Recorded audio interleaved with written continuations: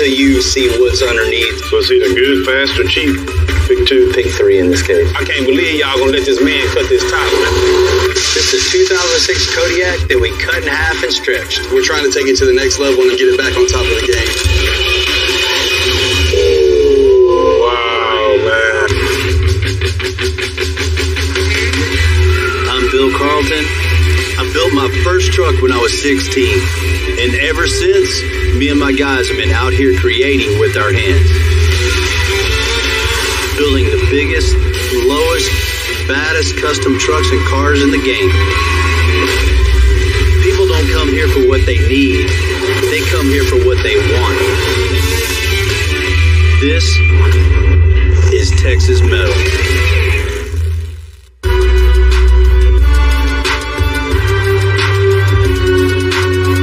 Houston has so much going on all the time, and Extensive is thankfully right in the middle of it.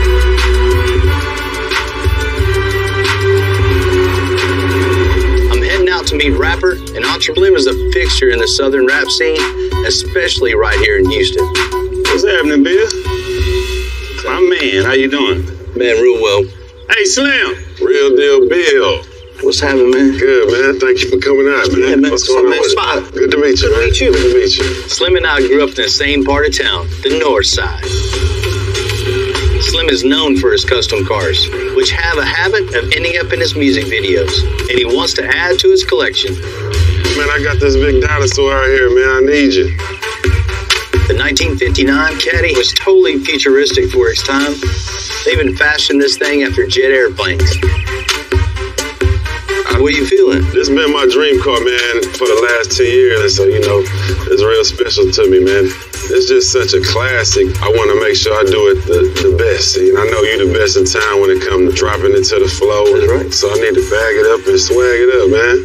Definitely build you a badass car. If you know anything about making that car sit low to the flow, you know Bill is one of the best, man. He just got that name in the streets. Plus, he from the north. He from that north side. From that north. Representing the north. together, you know what I'm saying? That's what we do. Hands down, this got to be the best ass I've seen on a Cadillac. What you think? Man, no doubt. The 1959 Cadillac. I want to look like Batman when I hit the block. That's the best car you could have got to look like Batman. That's what I'm talking about. What can we do with it? Man, what can't we do with it? Well, as you can see, you can tell I love that black. My brother Ray had a good idea. Oh, man, I was thinking black, just chrome. So black on black on black? That's pretty much the dress code around here. Yeah, it looks like it. Right. Yeah, it doesn't fit in too good around exactly, here, huh? Man. You see what it look like around here, man. I got this sore thumb sticking out on me, man, so I need your help. Man, it must be really nerve-wracking knowing you've got to build a car to park next to a Rolls Royce. Nah, we're going to make the Rolls Royce look bad. I have to agree with that. Where'd you get this at? Pennsylvania. We seen this car online, and we just shoved the dice and got it and got lucky with it. Whenever a car comes from that part of the country, I get super nervous what could be under all that paint. If this car's been sitting rusty for 50 years, it can make for a tough build. Look at that, Bill. That's bad. Man, that's pretty rough. Not that bad. Did you hear? Well, I know you're the one who can do this. I think we're going to take it from a 10 to 100. Slim, when you got to have this thing back, man? I need this thing by the end of summer, man. I got a real big party for my birthday, and I really want to put and shine on it one good time, man. Can't say no to Slim. Look me up, man. Let's get it, Bill. Yes, sir. That's right. Since I started Extensive 20 years back, on all of our builds, I try to raise the bar higher and higher. Slim has the same rep with his music and cars. You know, this won't be the first 59 custom Caddy, but this is going to be the new gold standard. Look at this bad boy. We got to build this car the biggest, the baddest 59 there's ever been. It's got to be like one of his concerts on the road. What's the game plan? I want to make this Caddy the future of custom Caddies. It'll be black on black on black. Painting the body black with black chrome. Over-the-top sound system with 32 speakers in all. He wants to piss off the neighbors when he comes home. It's king of the know. He's got to have the king of caddies here. I'm assuming a 1959 seat's not gonna last for a guy that's 6'5", 6'7". So here's what I'm thinking. Handmade black interior with custom leather seats to fit a guy as big as Slim. You're gonna have to test drive this one because you know Spy can't. Be able to touch the pedal. What's underneath the hood look like? Have y'all checked that out? Tell you, there is no engine, no transmission, needs a wiring harness. We're gonna put a big bad engine in it, a 6.2 LS with 525 horsepower. And of course our own air suspension with 24-inch wheels and tires. Decent shape except for somebody's 1970 repair. Well, at least they hit the center of the trim with the screws. Look at this. It's almost like making popcorn. Rust flaking off a 60-year-old car is never good. Who knows what's under that red paint? Don't worry about it, Timmy. You got this. You can handle it. Let's strip everything. Let's get it to the blaster and then we'll see what we got to work with. Before it goes out to media blast, Jamie's gonna torch out the old shocks and springs so we can mock up the air suspension and engine. I live and breathe this stuff. I've been doing this since I was a kid. My dad was in the hot rods, and here I am. But you don't do this kind of stuff to a new car. Older cars takes a little bit more work, a little elbow grease. Older cars just need a lot more love than working on a newer car.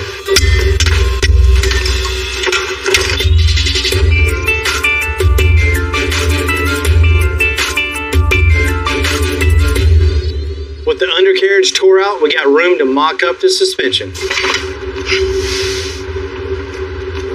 This is where the car is going to sit when you deflate all the air out of the suspension. You see something like that, the Slim doesn't have a choice but to like this. When you inflate the airbag, it's going to pivot on this point, lower the rear end down, which will raise the car. When it airs out, it'll go back up to where the rear end is, and it'll lay the car out. These heavy-duty U-bolts assure that the two-link is firmly attached. Perfect. This thing is going to drop super low.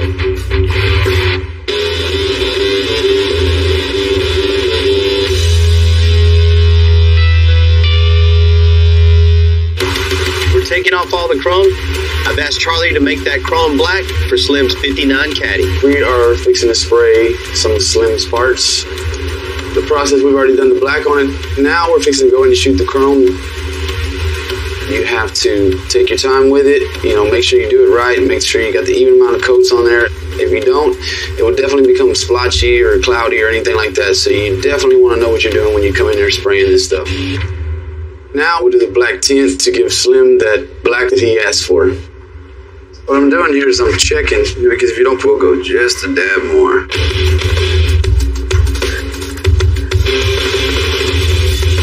Here we are, 5-6 coats later, and now we got this thing where we want it to be, so we're gonna get some clear on it, so you can have that black on black on black.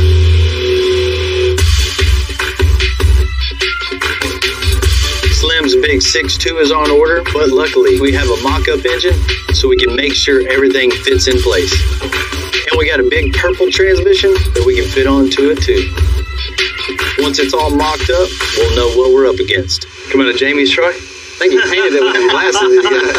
Purple Rain tribute truck. Something like that anyway. I actually like the color. It ain't that bad, but it's just not going to work with what we're doing right here. So I'm sure we're going to have to tear it down and repaint it. Here we go. You got it, Jamie? Yeah, I got it. All right. Down just a little bit. Watch yourself, Jamie. Man, this ain't gonna work. The pan's gonna hit the steering. Watch your fingers. Is it the purple transmission giving y'all problems? Ain't the transmission problem, it's the oil fan problems. There's no way this oil pan is gonna fit as is.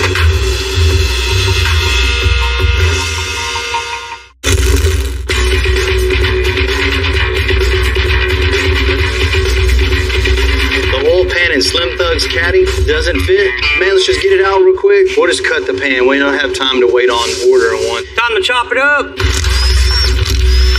Instead of ordering a better fitting oil pan, it's going to be faster to make our own, and ours will be a better quality anyway. I think it was time for him to oil change anyway. What do you think? That's pretty black, man. The world of custom creates problems, and this is just one of the things you deal with on a daily basis. We'll get it handled, whatever it is.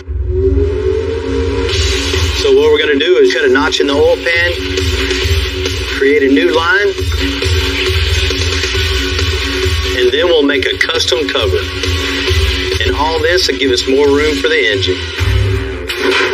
So we can take off an inch. We're going to cut it back a little bit further, make this line go a little bit further out, and then go down into the deeper part of the oil pan. Just solving problems like this, cutting the pan, move the pickup tube back. Modifying, that's what we do around here. That much more. Just the bottom will give it a slight little angle on it. It's a real small space. We got to get the angle exactly right. Most of the time, you got to just take a little bit off, keep on going, keep on going, keep on going. Finally, you'll get it. Let's see what we got here. That should work. Man, that's notched out perfect. I think it's the perfect angle. I think it's going to work good. The new pickup tube is perfect. The engine should just fit. Buddy, got something for you real quick, man. You just take this up. Make it look good, man. Not like last time. Jesse's one of our best aluminum welders. He'll make this oil pan work perfectly.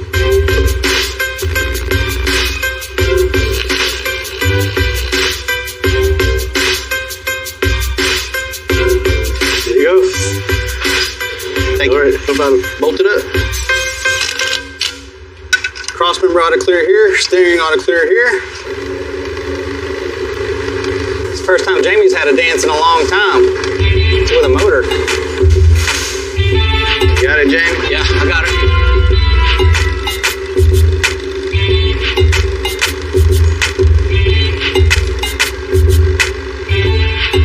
Time, huh? About time. Something like this should take 5 minutes.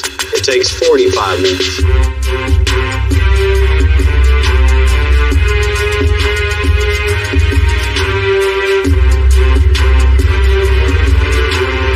Ricky's on his way to the shop. He's one of my long-term customers, and he's always up in the game on everything he owns. So as you can guess, we get right along. What's up, man? Got a little dirty. What's going on, How you doing, man? Good. Ready to do something new, huh? Yeah, we need to change it up. This is the 2006 Kodiak that we cut in half and stretched. When we were done with it, nobody's seen anything like it before. When this truck showed up to shows, everybody's mind was blown.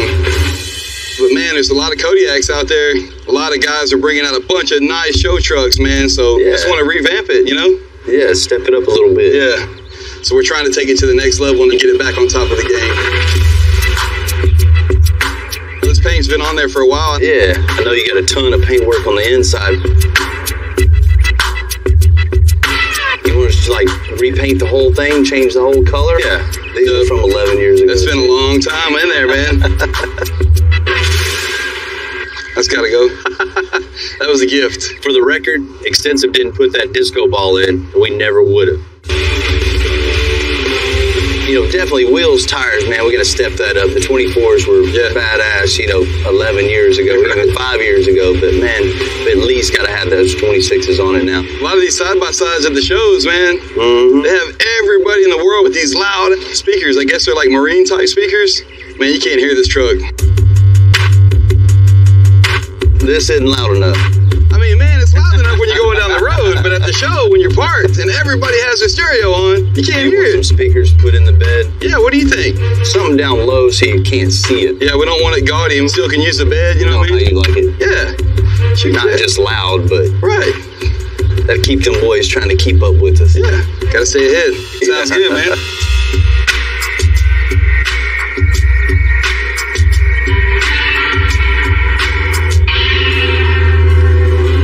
This brings back a lot of memories from built the bed for it, the air suspension on it, new headlights, running boards, moved the cab back 24 inches and built that center section. First built, this was one of one. That's why it's back, just to stay ahead. That's what we do, stay 10 steps ahead of everybody else. To get Ricky's truck back up on top, I'm thinking big. A set of 26-inch powder-coated wheels, custom door panels, a top-of-the-line sound system, including marine speakers in the bed, and we'll paint this huge truck solid black. Once again, it has set the bar for custom Kodiaks.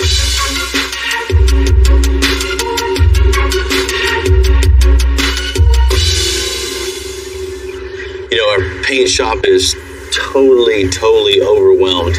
I got to get somebody in here that does a perfect job, and there's not too many people you can just call upon to drop what they're doing, get on a plane, come out and help you out, but that's my boy Zane. What color are it going to be now? Big, bold, black. It's a whole lot of red to make black. It's going to be a pain to take care of, but man, it's going to give it what it needs, I think, to really set it back to the punch in the face. Here you go. We'll kill this thing.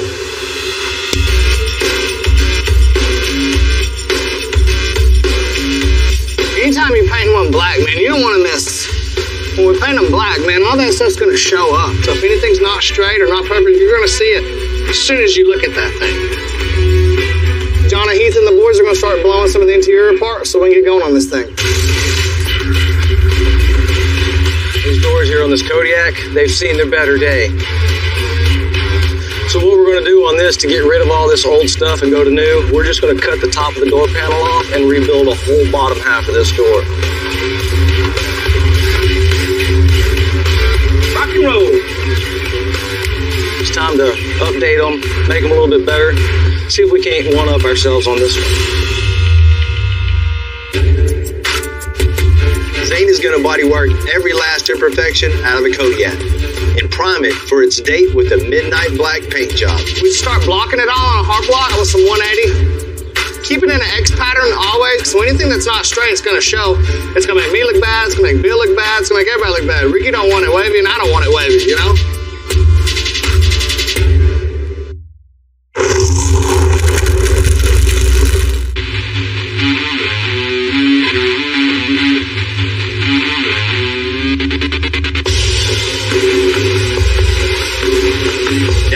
Bodyworks Kodiak Midnight Black. The Kodiak's so big, we're going to use the forklift to get the bed off of it so we can get it into the booth. Now, come on. All right, you can go ahead and pull the slack out. Try to get that thing painted today so we can just keep on keeping on with it. All right, go back. Back. Doing it black too, I like to blow them apart. You know, we're not going to have any nasty tape lines on this thing, so we can really make this thing as nice as possible. The thing about black paint, if it's got any kind of ripple, imperfection, any kind of wave through here, you're going to see that. You know, it's really going to show, you know, how good the bodywork really is out of this shop. As soon as it pulls up, I mean, you're not going to miss it. It's going to look like a big 30-foot long shadow coming through. Pretty menacing truck as it is, but I mean, this is really going to set it apart from the rest of the stuff there. Once we get it all blocked out and buffed after we paint it, we want everything that you see in the reflection of it to look just like it did, you know, if you were looking in a mirror.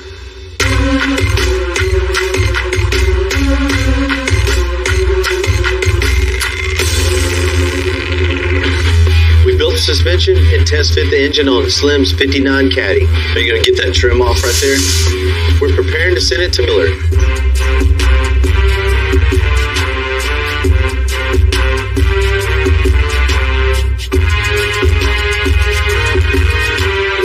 Bill. What's up, bro? How you doing, man? What's happening, man? Come on. Chillin', bro. I got an idea I want to run by you right fast. What you got, man? I just feel like I can't see it being the cleanest 59 in the city with a top. This is Houston, man. It's hot out here. Let's just chop the top, man. Chop the top. Cut the top off. You gotta come topless or you ain't coming down at all. You're gonna lose. Let's make it a roadster. I ain't pulling it out in the rain, so it don't matter. That's custom. That's custom. That's custom. A 59 Caddy Roadster isn't something you see every day. And with all our other custom modifications, there won't be another one like this for sure. What y'all fellas think? How about the rolls, right? No, I'm talking about this. I mean, you really caught us just in time to do something like that. Because if you came an hour later, it would have been too late. I mean, it's meant to be, man. Yeah, Let's do it, man. We got to do a little bit of reinforcing, man, but that won't take a second. Before we cut into any car, much less a rusty one, you gotta reinforce it with square tubing. That way everything stays straight. To change, you try to be accommodating. But when that client's Slim Thug, you just hand him the saw. You ever cut a top before like this? You can color in the color. Just follow the lines. I can't believe y'all gonna let this man cut this top. Slim always been hands-on stuff. I been telling you all the time, man, you can't do that, but you hard here, you continue to do that. That's why we balance each other out. That's right, see? I got the crazy ideas, he the one trying to stop him all the time. That's what it is. Y'all ready for it? Here it is. Yes, sir. As I'm chopping the top on this car, I'm realizing that this is really like my passion. Bill, I need a job, man. I need a job. Building your own car, man, just like making a song, is priceless, man. And the feeling of knowing you created something, it's like having a baby. No. It is special. You know, if this rapping thing doesn't work out, Slim can always come to Extensive and work anytime. Man. That is. Oh, man. No. Hey, good job, man.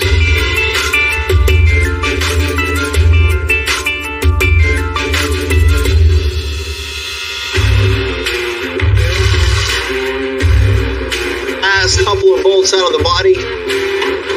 Separate the body from the frame. Get the frame out. Anytime you strip a car down this far, it really makes you nervous of what you're going to find from the past. It's probably been 59 years since this happened.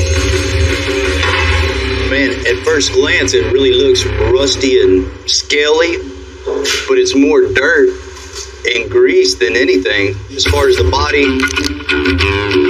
this is pretty common just to replace a rocker panel, but my concern is how far into the car this rust continues it goes. You don't really know until you blast this thing to see what's underneath and what you got to work with when it gets back. So I'm super nervous right now hopefully there's some car left when it gets back. Alright. Damn. We're gonna get the frame out to powder coat. And then we'll put the body on the cart so we can ship it off the blast. Let's get this out.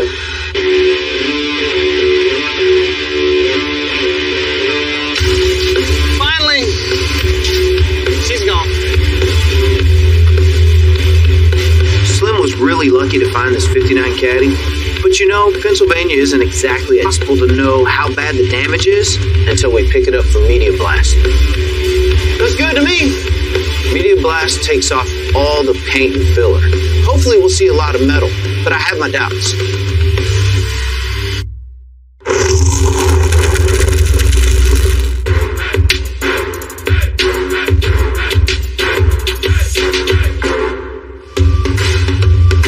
This morning, Spot's bringing back the 59 Cadillac from the Media Blaster. It's the moment of truth. Today we're going to see how bad the body damage is. All right, yeah, we got a lot of work here. 59 years old is definitely showing a little age. Yeah, a little bit. Robert is one of the best metal workers in town. He's been doing it longer than me. Not many people can say that in this town. We can replace this whole panel. Yeah. Man, this car's about as old as you are. Nice. I've been doing metal work since high school, 86, on my Volkswagen. Just evolved into anything I can imagine I build. Just cut that whole thing out. Yeah. That was all covered up with Bondo? Yeah, man, Bondo was out to about here. So it's either good, fast, or cheap. Pick two. Pick three in this case. We get it. We're starting the floors. Get the floors right. And to match the other side. Some folks just throw a piece of metal in here and weld it up, but to actually do it right, it takes the time. And when you get done, you get a better product. Now we clear coat it in. Everything underneath is coated. So now what we'll do is we'll start welding it in. There's no quick easy with sheet metal. It's either right or it's not right.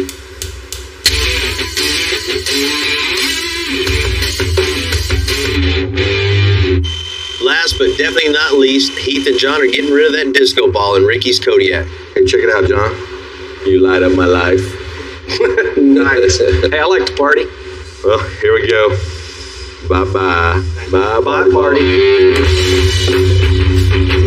Bill didn't want a disco ball, so what we got to do is make something to cover up the hole. Got a piece of panel board that we went ahead and curved to match the radius here. And then we're going to have an insert with the extensive logo right in the center. It's going to be raised up in some vinyl in the back. All look really cool.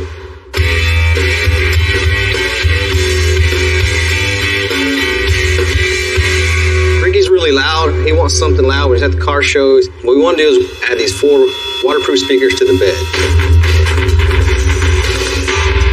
We don't want to drill any more holes in the bed side, so we're going to use the toolbox that's already there. Put an end brace, the pipe will go in the middle, we'll weld that out, and then send it off to paint. And these guys are going to bolt it in. We have the 4 speakers will mount to that curved bar. This should finish off the bed of the truck, and we're ready for Ricky to see it.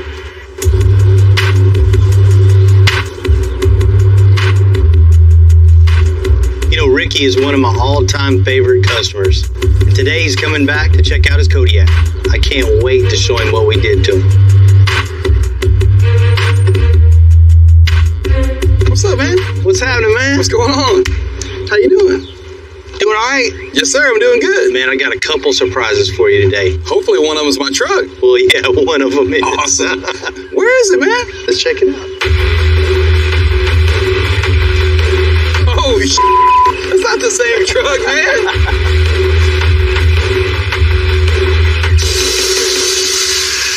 It's tucking a whole bunch of wheel on the front and the back now. God, dog, those bigger wheels made it look so much better. That looks brand new, man.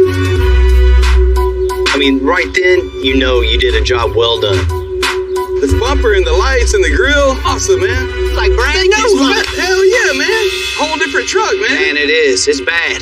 First and foremost, the big 26-inch Oh, man, wheels, they look awesome, man. I love them. Totally makes this thing look night and day different. Really does, man. Still hook anything you want to it. The load rating's there on the back. Good You to can't go. kill Cool, it. whatever. Man, whatever you want, man. I love the color. When you do the black right, It looks good, You see, man. man? That paint is so sick. You can see yourself in that paint from 30 to 40 feet away. It looks like a piece of glass rolling by. Man, you want to check the inside out? Man, shoot, yeah. Keith and John ripped out dog, all the old man. door panels and everything. They rebuilt the whole thing. This part of the door panel replicates the headlights on the front, so it has that nice little Man, that's sick, swoop man. I in the see it front. now.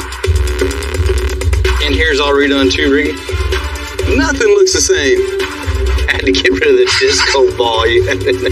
Man, that disco ball spun and spun and spun until it finally spun itself out of the truck. We just let it keep spinning down the road. I'm kind of happy it's gone myself, but man, it looks so much better with that extensive logo in there. And that truck is badass. Man, all new stereo system. We know how you like to just be louder than Ricky. remember though, Ricky was saying he wanted a little bit louder outside.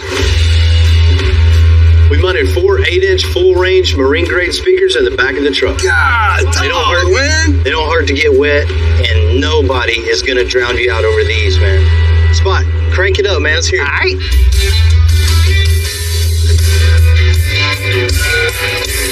God, dog, man. Ain't nobody gonna have a louder one than that, Rick. Can't hear you. What'd you say? I mean, you can hear this from a mile away. Man, you can put a tarp back here and fill it with water and have a hot tub with your system in it. Sounds good. Yeah. You know, my guys just kill it on every project. The new door panels, the sound system, the speakers in the bed, the wheels, the tires, the paint, which is a lot of paint on this. And Ricky he's in love with the truck. Man, I can't wait to take it on a ride. I got one more surprise for you. Oh, yeah? I know how you're a fan of rap music, so we're going to use this to pull Slim Thug's new car to his party. Oh, man, that's awesome, man. So if you're from Houston and you're not a fan of Slim Thug, you're crazy. Let's do it, man. Sounds good, man.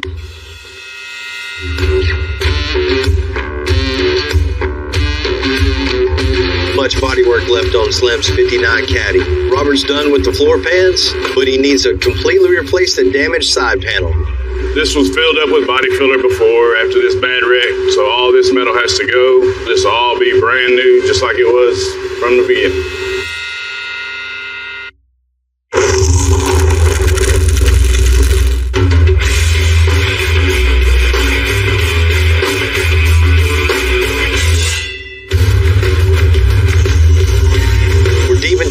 work on the 59 Caddy, but Robert still has a long way to go to make this the futuristic, one-of-a-kind roadster that it wants to be. This is the English wheel. When you run the metal through here, you can get the contour of the roll and spread it throughout the panel.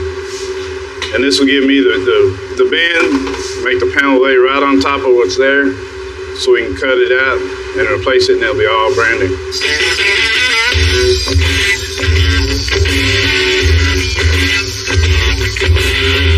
Well, we don't need this anymore.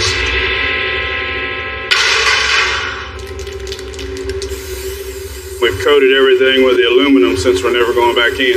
So that way we'll never have to worry about rust. So now we're ready to Cleco our piece in and cut it in and weld it. And then when I tack it, the little piece that we're Clecoed to will fall off on the inside. Okay, so our panel's welded in now. Just got a few high spots to worry about. We'll take care of them and it'll be all new, one panel all the way down.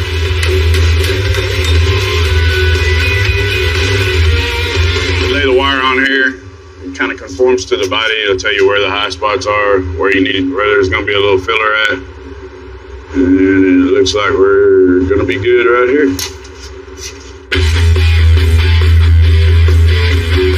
Cutting the roof off the Caddy was the right call, but it created a whole lot more work.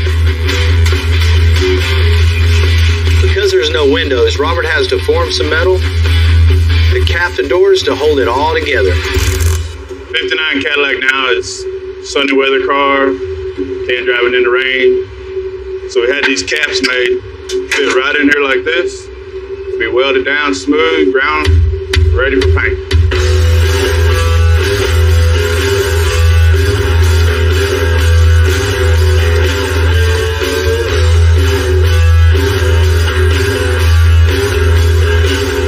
Seal welded now, it's welded solid, smoothed out, it's ready for some body filler. It was original and what's custom.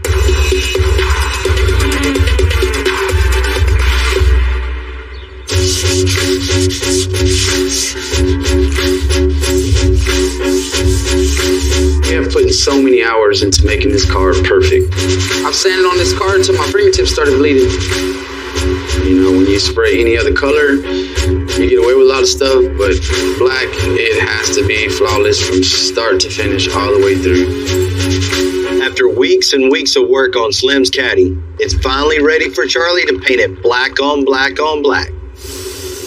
We're gonna do about 12 coats of paint. It's gonna be like he's gonna be rolling up on a huge black diamond. It's gonna shine so bright. His car will stand out next to any black car that's parked next to.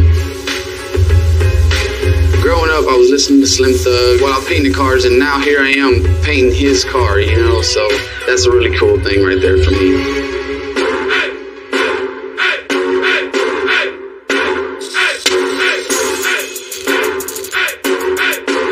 You know, I really hate when you see a car with just speakers crammed everywhere. I've asked John to find a way to hide all those 32 speakers in Slim's Caddy. We're having to squeeze 10 subs in the trunk. The trunk I'm having to do is build it in two pieces and actually bolt the two halves together to make one entire enclosure. So when you open the trunk, all you're going to see is trunk. You won't see any of the equipment. Box fits, that's always a plus. To run it all, I got 6 visible amps and I got 2 more hidden in here somewhere. This piece here is going to cover up batteries and everything else and hold the other set of speakers that go in the trunk. Lucky enough, everything I've worked on so far is fit, so now that I got the trunk looking good, it's time to hide 4 more speakers in each door panel. So once I get my baffle in here, I'm gonna have to deaden this.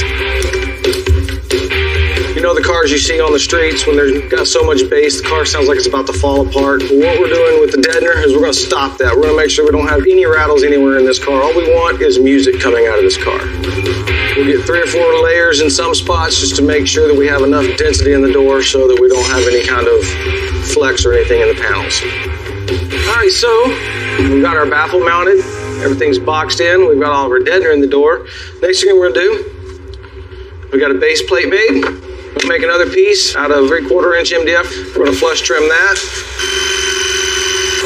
We're gonna go to work with the grinder and make some cool shapes out of this. First, with the door panel some depth, I'm going to be grinding from one edge to the line, from the other edge to the line, bringing a ridge around the top. It'll have a couple of lines in it instead of just a single line.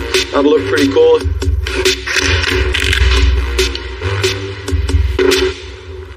All right, so there's the door panel all done.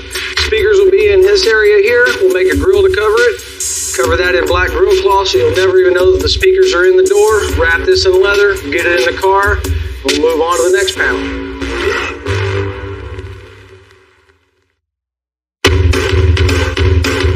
When I was like 14, a guy in my little hometown had a little truck that he would drive through the middle of town. I thought it was the coolest thing ever. I'd make my mom go by this guy's house and his truck would be in the driveway, and I'd be like, oh man. He and I became really, really good friends for 30 years now, and that's how I got into the car scene. This here is my personal 2008 Chevy Silverado.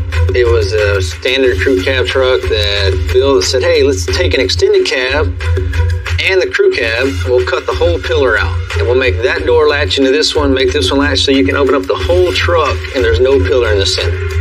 Many of guys have tried to duplicate that, but it's never been pulled off again. You can build anything you want to build. You want to be above and beyond. You want to set the bar kind of where you show up the next show and everybody's like, golly, just like, what do you have? It's just cool to kind of have the tools and facility to be able to take the crazy ideas and take them to reality.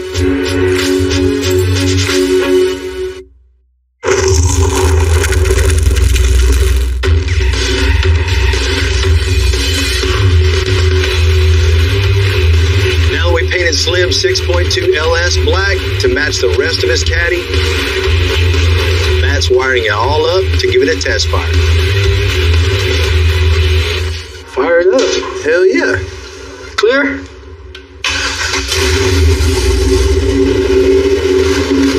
Yeah. Good job, man. Good job. The 525 horse. Oh, Slim gonna be happy. You know, at the very end of a big job, sometimes it comes together all at once. And that's exactly how this one's going down.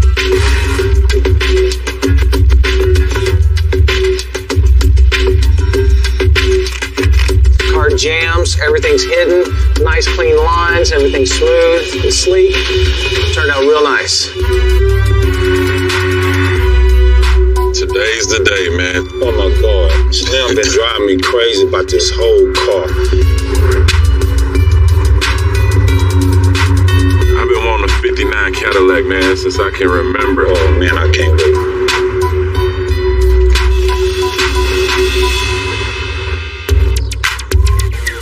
Slim Thug's having a party at his house today.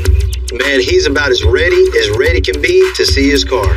I can't wait, man. Come on. That old dinosaur. That sore thumb. We're gonna see what type of superhero you are, Bill. I feel the pressure. Man, Bill. Y'all ready to check it out? Yeah. Let's get it.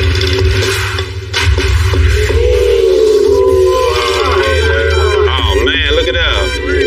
Man, Bill. Sick, bro.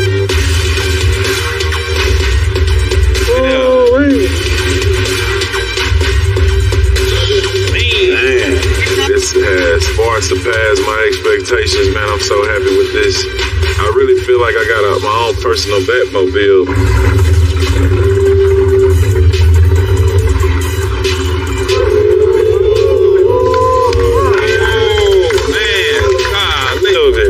Man, last time you seen it, you was over there cutting the roof off. Right.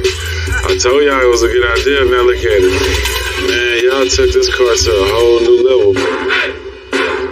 Front to back, you see how slick this thing is and how much time and effort has been put into each and every piece of this car. Powder-coated frame, every panel's blown apart. Bodywork, there's not a lick of rust on that thing. I feel like I'm in a dream right now. The paint, man, it's look like a candy black. When you look in it, you can just see so far into it. It's like a mirror. Black chrome trim. Black on black on black. That's what we asked for. It don't get blacker than this. Right, man. Black chrome came out pretty Nice. good. Real nice. I like it. I was a little nervous because I ain't never see how that was gonna look, but it really gave it a new feel. Sick, bro. Sick. Of course, we had to have the air suspension on there, man. Bag them up. You gotta have it low and ride smooth.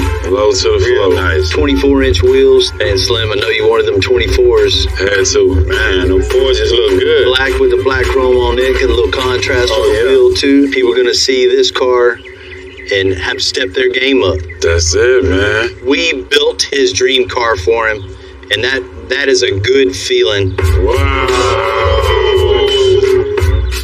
Man. And 8,032 speakers, all hidden. You don't see anything in here. I can't wait to hear this, bro. I see how the interior match everything. Yeah, man. Front to the back. The interior guys just killed it. It's all handmade. But of course, black leather and suede. Seats are sick. The door panels all been refashioned to get all that music inside the door. Wow, let me get in here, man. Yeah, man. Oh, It's the man. seat back. Yes, sir. It's all Bluetooth, man. Just take your phone out, hit it. Oh, yeah. Wow, that's crazy. Real Deal Bill executed to the fullest. Man, didn't he? Big shout out to Real Deal Bill. He the coldest in the game. It sounds like a concert on wheels. I know you want to see the heart of this thing.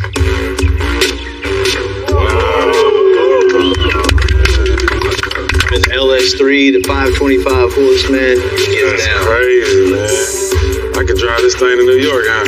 Hell yeah. Bill, you killed it, bro. Well, I guess the only thing left now to do is drive it. Let's hit the block, man. Let's do it. It's a real dream come true right here, bro. Finally, getting to drive my dream car old school, man. I'm so proud of all my guys at the shop. No matter what the task is, they kick ass. There's already something you don't see. But what you done did to this, man, for sure head turn everywhere we go, bro. Well, that's what it's all about. It's out of whack. It's totally smashed in. This port support piece, we got a big gap. We'll see what this thing can do. What's up, man? I need to be able to get this bike in the back of this truck. There ain't no way you can do that safely. But we can make it happen by building you a custom air suspension trailer. This is actually my first one to build, so no pressure. That is awesome, bro. I'm Bill Carlton. I built my first truck when I was 16. And ever since, me and my guys have been out here creating with our hands. Building the biggest, lowest, baddest custom trucks and cars in the game. People don't come here for what they need. They come here for what they want. This is Texas Metal.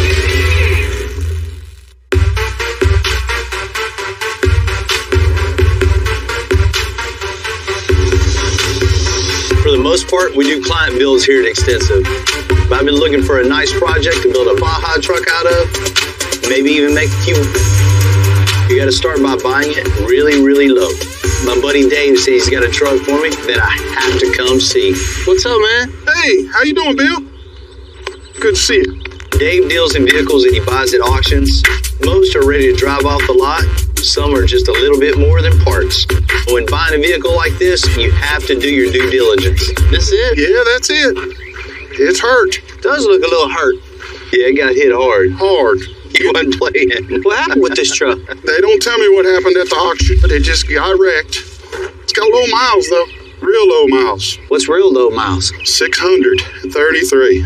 Oh, man. Good rear end, good motor, transmission. Man, it looks good for parts. Man, still got the new car smell. Oh, yeah, she's new. Just don't got new car look. Man, this interior's so new, we don't even have to do anything to it. You know, I was going to go ahead and salvage it, use the motor and transmission in one of my trucks. Oh, no, man. We can put this thing back together. You think so? This 2017 F-150 rolled off the factory floor with a 5.0-liter Coyote V8 engine. It's the perfect starting platform for what I want to build. Man, you can see the bed still straight with the cab. There's nothing wrong with the back of the frame. It's just the front. Man, I'm seeing making this thing into a Baja truck. A Baja truck? We can jump it. Jump it? Yeah, man. Man, this thing is missing a lot, Bill. Well, that's where you come in, buddy. Bill's not the kind of guy to scare easy. And seriously, I don't think there's anything he can't build. But this one needs a ton of parts and fixes. And on our dollar, that's what really scares me. Man, I didn't know we were picking it up to build. I thought this was parts. Yeah, that's what I admire a lot about Bill. He always sees things that other people don't. It is brand new, Bill, but it's in pretty bad shape. That means it's cheap for me, right? Yeah, we can run a special. We always do. Man, we're going to get it running. And you can come check it out, man. You can be there when it happens. I'd like to be there. Let me know. I trust you, but do you really want to take this pile home? Come on, man, of course. Yep. Most of the time you should just strip a truck like this for parts, but I've been doing this a long time. You see the right truck? It's endless possibilities. We're going to turn a pile of bent-up crap into something that's going to be really cool, man. I've been wanting to build a Baja pre-runner style truck for a while. Street legal truck, you can race and jump. This truck is a perfect thing. We got to launch it. By launch? So, how high are you talking? man, at least this high. Yup.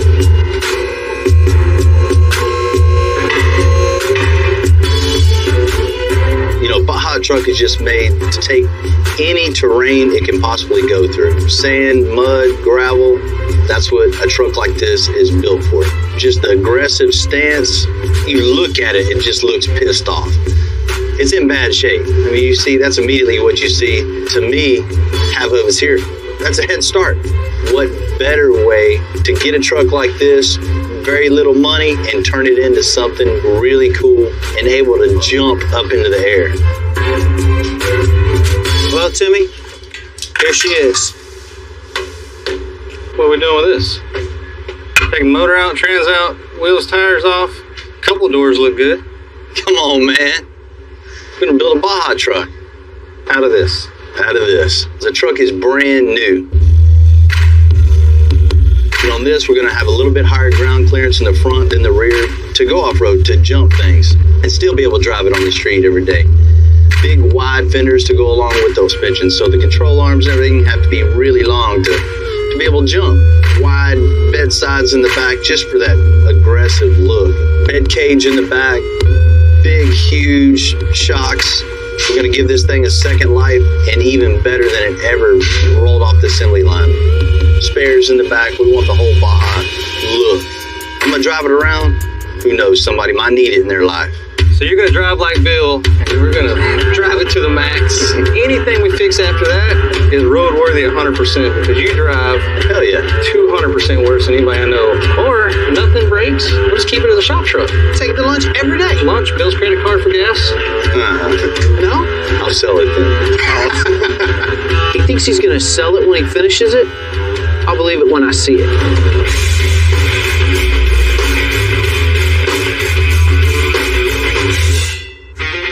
You know, looking at this truck, you can tell it got hit really hard in the front passenger side. And it's obvious we're going to replace body panels. But man, we need to tear this thing down and see what kind of frame damage there is. The back's good. I don't have any concern at all with this. Let's get the front of this thing all tore apart. Front end looks a little bit jacked up. You wouldn't even call it a front end. It's like somebody had already started repairing it. I seen it all wrapped up. Now I see it got hit way harder than I thought it did. Man, the whole throttle body's missing. Probably gonna need a new one anyways. Get some power. Well, let's get it tore apart, man. Let's see what else. Let's see what else we need. Dang.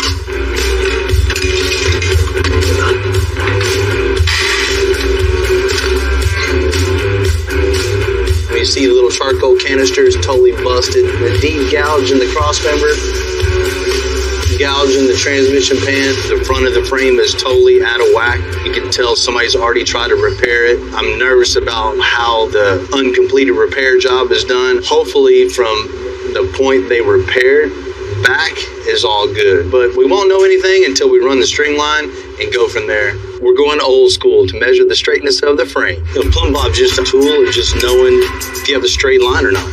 Sometimes you don't have a point you can just run a tape measure right off of. So if you drop a plumb bob, which is just a weighted string, That gives you a perfectly level string to measure off of. So you can measure from each side of the frame to the plumb bob to know if you're perfectly centered on that. If it lines up with your horizontal string, you know you're off by an eighth. At the same time, we'll level this thing. So the level will tell us if it's out of whack this way, and the string line will tell us if everything's completely straight that way. It go up a little bit on the passenger side. Pretty good. Check out that front truck. Aha, it's out of whack. Make it level. Let me see how far off it is. The front end is definitely tweaked a little bit. It's a little off center. We want this thing to drive perfectly straight down the road. We want everything 100% in line, no alignment issues. We don't want it pulling off to one side or another. We're going to be abusing this thing. Well, I am. We're going to put it to the test. So I want to make sure everything's going to hold up to what we're going to throw at it.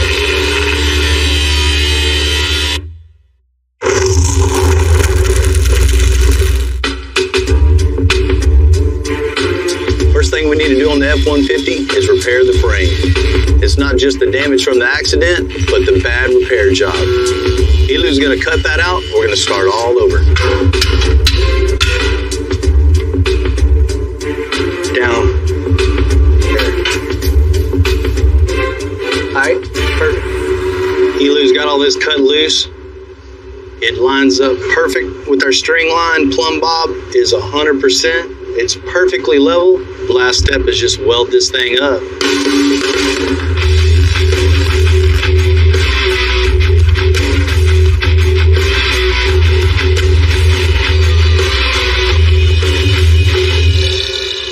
Man, Lulu, that looks real good, man. Can't even tell anything ever even happened to it.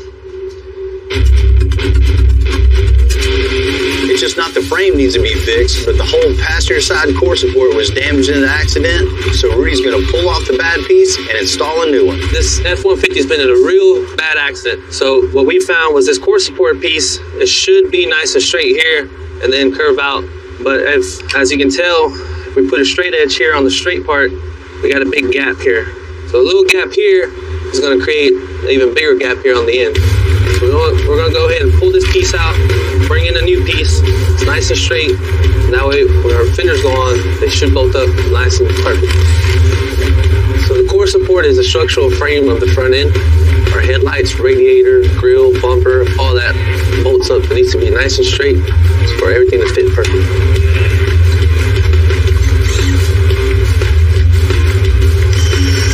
We got our new core support fender piece in. As you can see, this one's nice and straight. So we'll go ahead and bolt it all up. After that, we'll be good to go.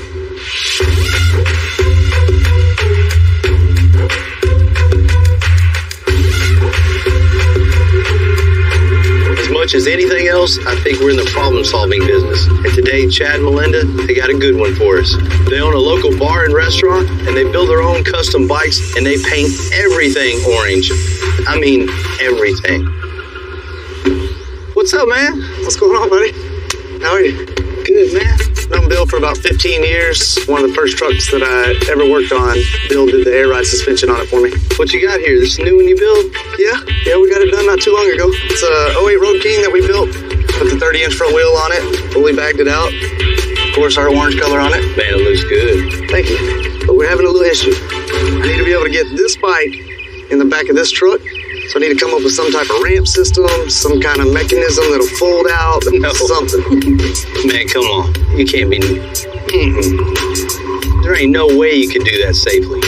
Got to figure out a way to get it hauled or some air suspension trailer that it can drop completely flat on the ground. You can ride this bike right up on it, strap it down. Easy and safe. A custom trailer. That sounds expensive. What's expensive is dropping this off of a ramp coming out of the back of the truck or hurting yourself. Bill's vision is just different than anybody else's. When it comes to metalwork, he's a true artist. My thing is, of course, is go with the orange theme. Everything's got to match. Hell yeah. We can powder coat it orange, no problem. Put some black wheels on it. Make everything flow and match and look totally custom. You good with that? Yeah, let's do it. Cool, man. Let's go right up. Let's get you going, man. You can't be having no ramp. Come on. All right, let's do it.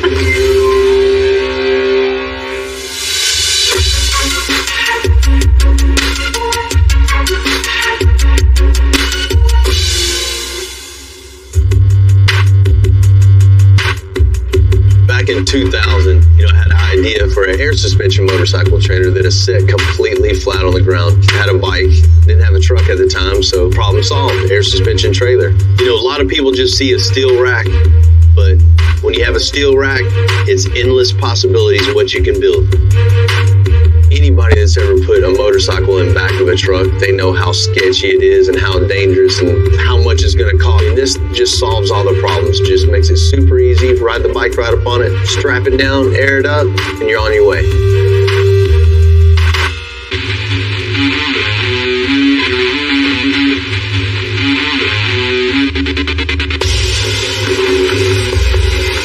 Jamie's one of our best fabricators and a biker himself, so he's going to help me build this trailer.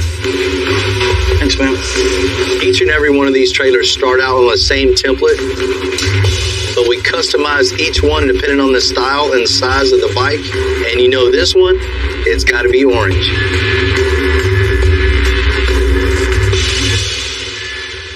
So there's a lot of tube on this trailer. It's probably about maybe close to 60 foot. It needs to be pretty strong to hold up his bike. It's a pretty heavy bike.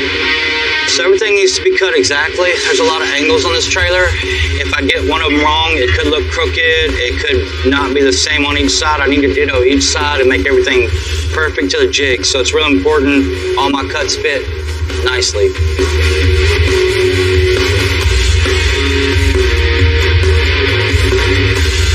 This is actually my first one to build, so no pressure.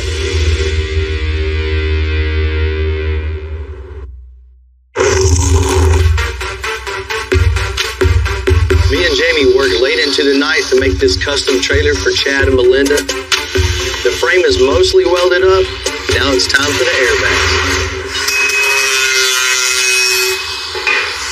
Jamie cut one of two suspension links, so we're going to put this bar through it, and then it's going to pivot on the bolt. This is actually going to be the suspension to the trailer. So you see there's no traditional trailer axle going all the way through it. The spindle of the wheel is going to be right here mounted. We're going to trim it all down so the fender will weld right to it, but that's it.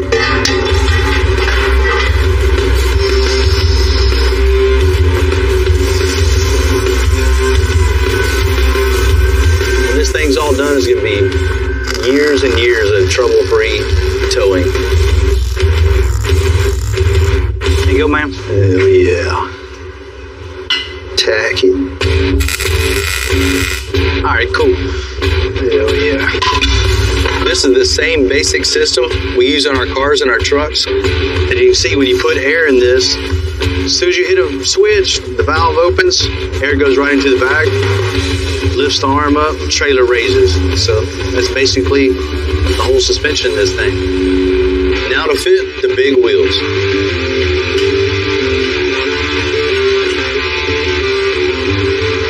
Yeah, get that up there, a few quick measurements, and start wrapping it up. You know, we don't have a fixture for this, so every one of these are custom to the wheel, the tire, everything varies on this. So we build everything one off. And you see the links we go to make sure everything looks 100% straight. Jump up, measure that real quick. Nobody's going to notice if it's 100% perfect, but they're damn sure going to notice if it's crooked. Man, that's perfect. That's what I'm talking about. Now that the frame is straight, we're going to install a long travel suspension on this F-150, which is specially designed for the pre-runners. Knowing Bill, I know he's going to drive this out of this thing. So these control arms need to be long, strong, and sturdy, which they are. It's going to be perfect for giving us that suspension travel to make sure we don't roll this thing over. It's the last thing this truck wants to do.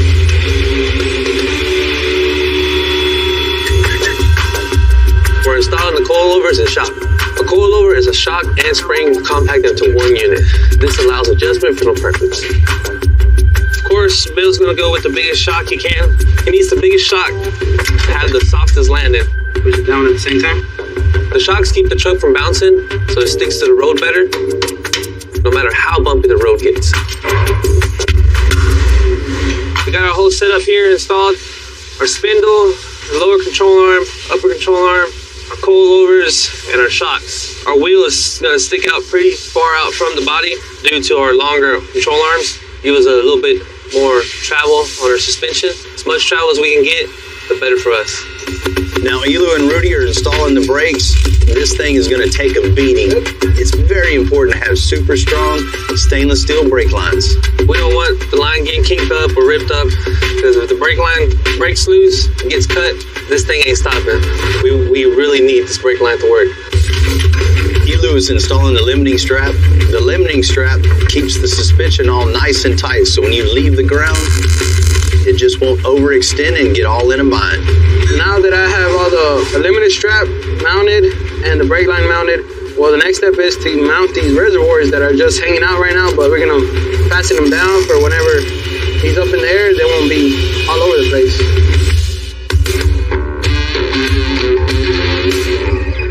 That's in. That's perfect. The frame on this F-150 is good as new. To turn this thing into a pre-runner, we're going to add some reinforcements. 4,000-pound truck landing nose first, it's going to take a beating. So we want to build a brace goes from tower to tower. So when we jump this thing, the towers just don't fold in. They're so tall, and that's a ton of leverage coming down. Sounds good. We'll roll a piece an inch and a half, schedule 80, something real heavy, and then we'll bend it so it gives it a nice little contour, little style to it. All right, man. Let's get my little notepad out here. Got 9 and 7 kids. And roll it, and we'll just lay it out on the table. I just want a little bit of. No, that's good. Just don't want it straight. Want a little style to it. But going off the little quick, simple sketch and the measurements I took off the truck and just transferring it over onto a piece of paper so it's actual size. Put my angle on the old computer here. As long as I transferred my measurements to my paper correct, it should fit perfect. First time. Should.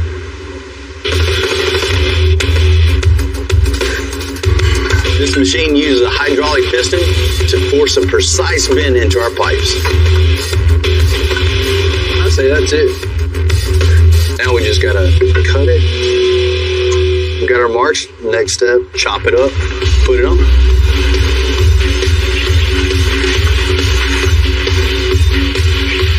Think it's gonna fit, Lulu? Wow, we find out in a minute. We set it down. Man, that'll work.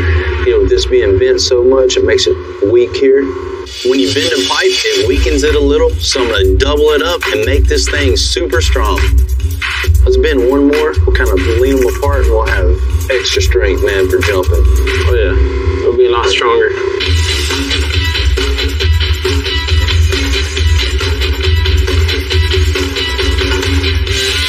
That's it, man. That looks good. Let's tack it.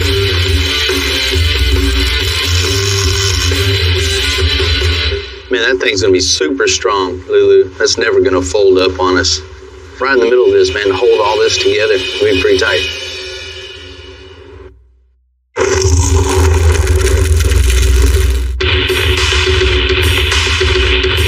The engine brace for the F-150 is almost ready. Rudy's burning out a plate so we can tie this thing all together. It's gonna be super strong.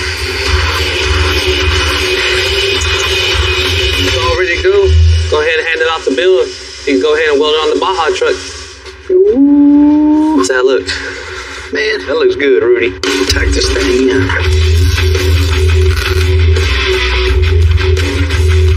We're just gonna pull this thing off, take it over the table, weld it up. This is one of the things that nobody's ever gonna see, but I know it's there. Every part and piece of this is done right. And that's how we did it. All welded up, ready to go to the powder coater.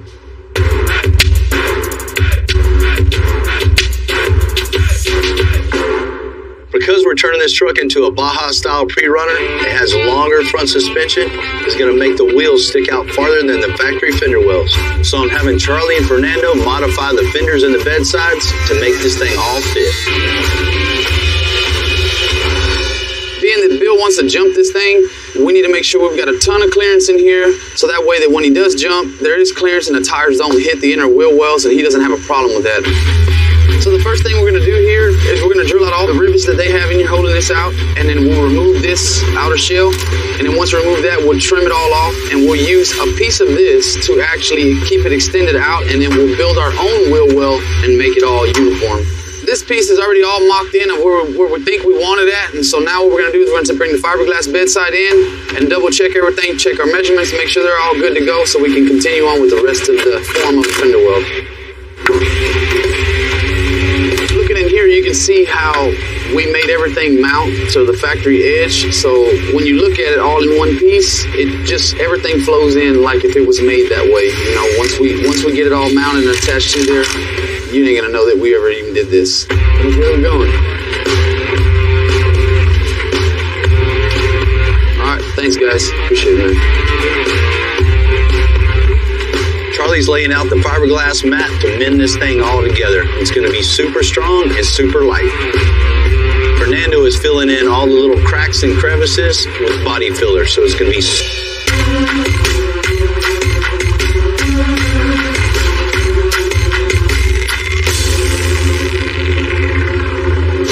and we just got this thing back from powder coat. Everything looks good as it always does. Chad is going to be ecstatic. It matches with everything in his collection. So it's going to put everything in this tongue box. All the essentials to make this thing work is all right here.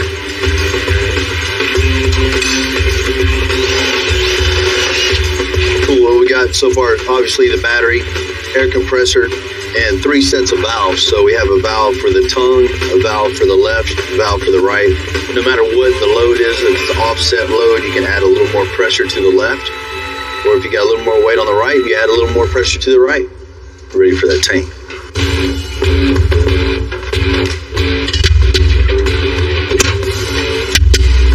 Yeah. Cool, we got everything mounted in place. Only thing left to do is just wiring and run some lines. That's it.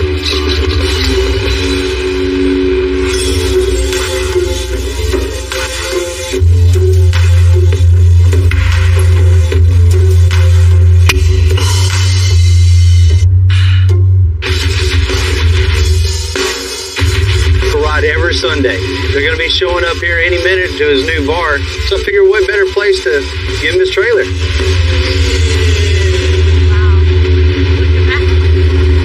That's freaking awesome. Man, damn, bro, that's freaking sick. I didn't even imagine this, bro. That's over the top. So good. That is insane. So you gotta have the orange and black, I know. Man, you know, I wouldn't accept it if it wasn't. So it's perfect. It's full air suspension. Of course, you know, it has 3 bags. It has a bag on each wheel and a bag on the tongue. So you can leave this thing hooked up to any vehicle and drop this thing completely flat. So it's super stable. You know, you ride your bike right up on it, strap it down, air it up, you're good to go. It doesn't get much better than that, bro. Yeah, man. When we talked about doing something like this, that's why we went to Bill. You know, I knew he'd come up with something that would work perfect for us, and just the fact that he can, you know, build something out of nothing is amazing. Check it out. Let me show you how to work this thing. Yeah, let's check this thing out. Everything's inside here. All the switches. You see the tank, compressor, valving, everything is all in here. Hit the 2 switches, air the back up. That's freaking awesome. That is awesome, bro. Man, that's insane. Oh, when Bill hit the switches, I mean, that was really cool. Yeah. For it to be 3 different bags, 3 different switches, you know, all fully adjustable, to be able to work behind any vehicle that we pull it behind is going to be really cool. Definitely feel safe putting my bike on it. And the last thing to see is how it fits on the trailer. Yeah, hopefully it fits. There you go. Wow. Man, that's insane. Man, when Chad rode that bike up on the trailer, it's obvious it's 100% package complete now. Perfect match. Bro, that's insane. That looks really good. Man, this is way better than ramps, huh? Yeah, for sure. And cooler. Yeah. There you go. Yeah. Definitely cooler. It definitely flows. Put this thing up, man. See how it picks it up. 8 Voyage. Oh, wow. That is So glad you got that. Ready to go. Yeah, this looks really good. The bike, the trailer, the truck. You did a fantastic job. It's awesome, bro.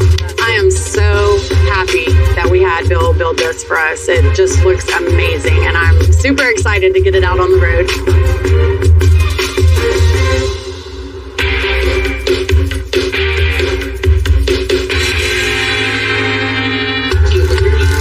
Now with the front suspension's all installed on the Baja, it's time to get that rear end in. But I'm just hanging off the back. Make sure the truck don't go forward. Good? Go. We got to remove the factory leaf springs, but everything's in the way. The gas tank is coming off, and we're moving the exhaust just to get to that one bolt to get the springs out. You're good.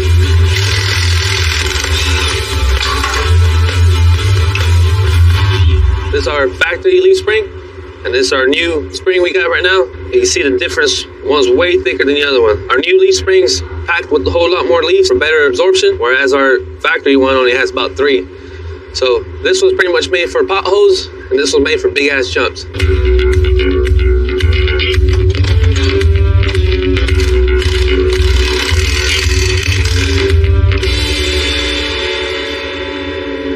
now we got the leaf springs on. We're gonna go ahead and throw the rear end on there and bolt it up. Whoop.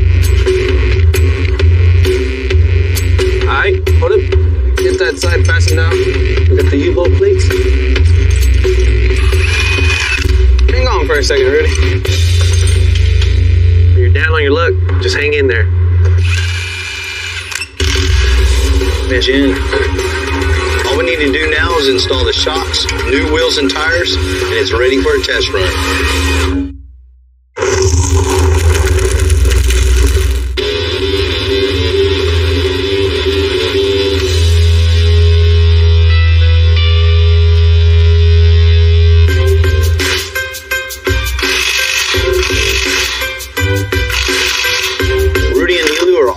Installing the rear leaf springs on the Baja F-150. I love how this thing's turning out.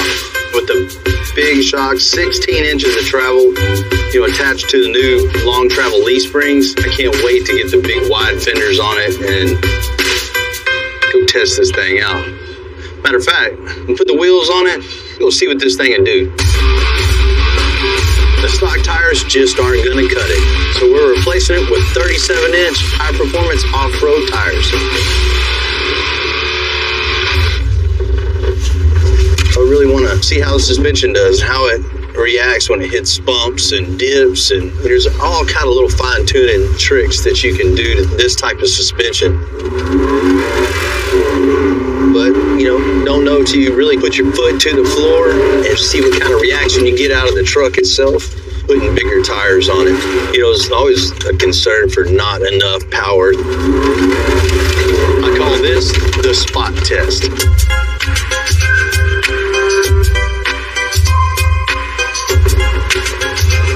About spot size.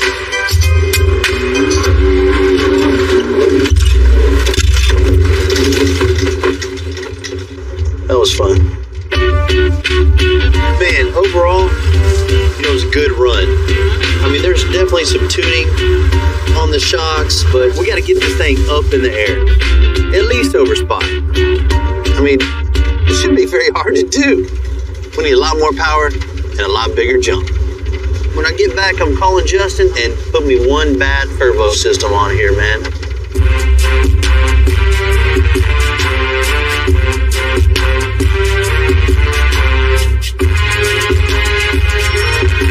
What's up, man?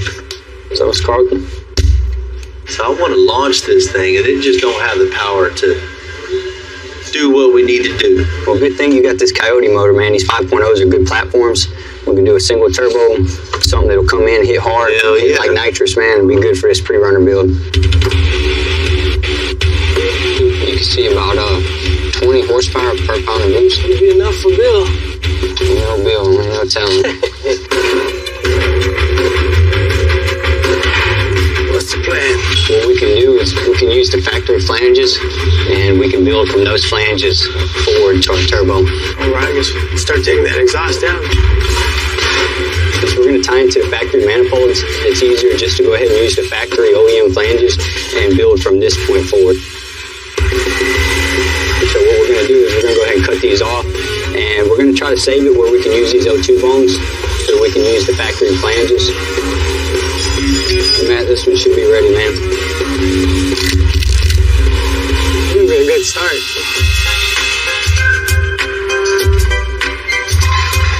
We'll start working on the hot side, which is everything on the turbine side of their turbocharger. Buddy Matt, he's going to start on the cold side, which is like the intake and the discharge off the compressor housing.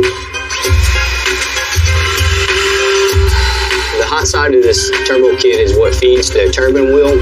That's where, I guess, the magic happens. The air comes in and it pressures it up and pushes it out into the intake manifold. A turbocharger is basically an air pump. It forces more air into the engine.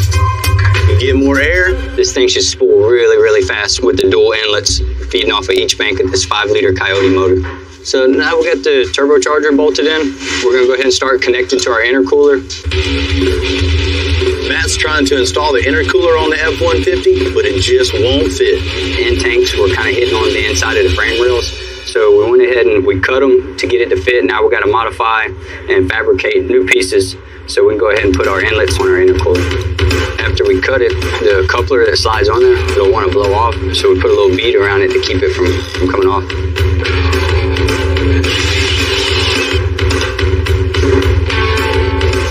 I'm going to cut it on the saw and then make our bend.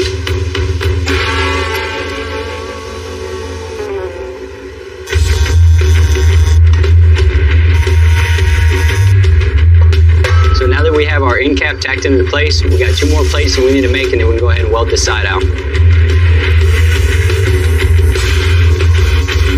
Now that we have our end tanks modified on our intercooler where it fits in between the frame rails, we're going to go ahead and get it installed now. Looks like it was made to be there.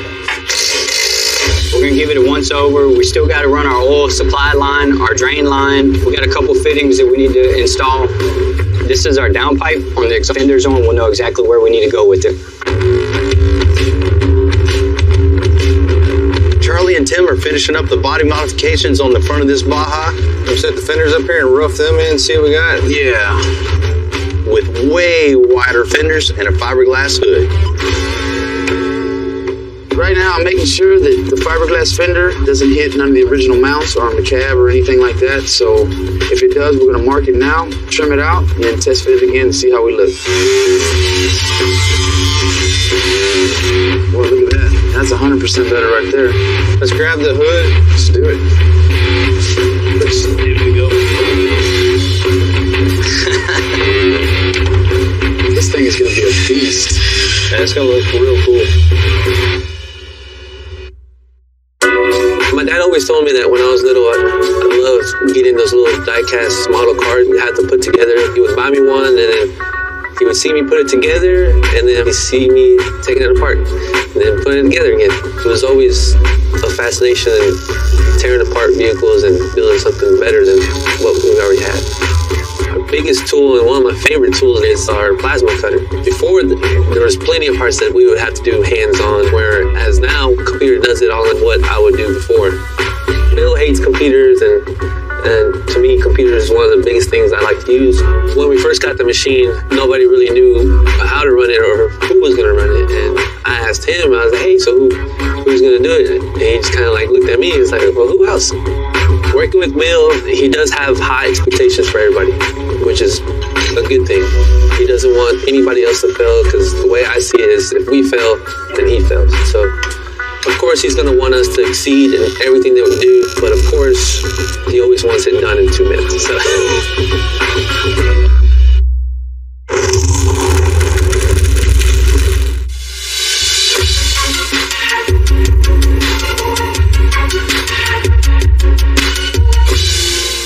We finished the frame and the body work on the Baja build, but one day I'm gonna sell it. So I'm gonna pick a paint color that's just gonna turn heads. Charlie Murphy. So, man, what you got now? Man, I need to pick a color for the old Baja. Man, what color are you thinking about? Let me get this paint chip off and see what's up. Probably one of them two. One of them two? That one right there? That's it, man. I chose a burnt orange metallic that'll make this Baja look like none other. So this is what we got here. This is the color that Bill wanted. It has a lot of pearl in it and a lot of metallic in it. And as you can see, it looks real good under the light.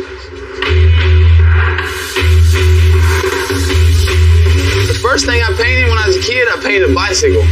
You know, I started out rattle cannon, and you know, and it started from there, and everything just kind of escalated. And then I ended up painting a 71 GMC, which was, you know, my truck. Me and my uncle did it together, and that was an experience. And then from that point on, it was over for me. There was no going back. So this here is an unusual color for the Baja truck because half a gallon is pearl. Usually you got like 15, 20 grams. This one here's got 700 grams of pearl. And then it's got 600 grams of a different pearl, so that's half a gallon right there, you know what I mean? So this is going to be beautiful out in the sun when he jumps over Spot's head. When I see something in my head, I know I can do it. I know I can do it. This F-150 was a little rough when I first got it. We transformed it into a totally different truck. Dave is in for a huge surprise. He has no idea. I'm heading out with my guys to test out this Baja truck. As promised, I invited Dave to come check it out. Y'all got that truck done, huh? You're going to be blown away when you see this truck. Really? It's not the same truck that we got from you. Damn, that is completely different. Nah, I told you so. You sure that's the same truck? Damn, I cannot believe it. Yeah, man. Sure can do it. Bill can do it. In typical Bill fashion, you know. Gotta tear it up. Told you. You sure that's the same truck? Promise you. Come on. Bill, you sure that's the same truck? Man, I can see why Dave is shocked. This thing doesn't look anything like it used to.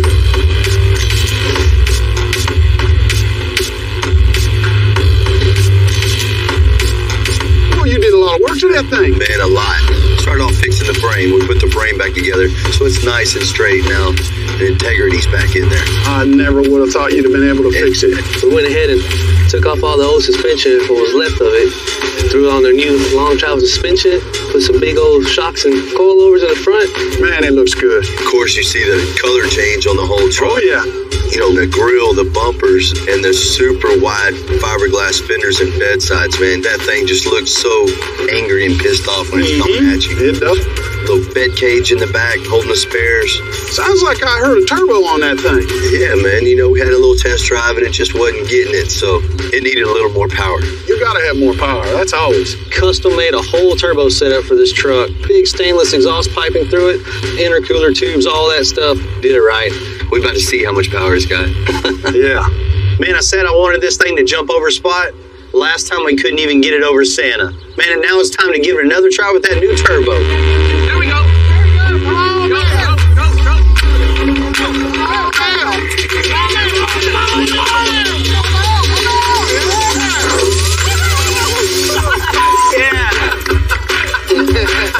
Whether it's dropping a vehicle down low, raising one up high, or jumping one through the air, you got to have a good team. And I got some of the best around. I can't thank my guys enough. Bad. Yeah. You got this. You got it.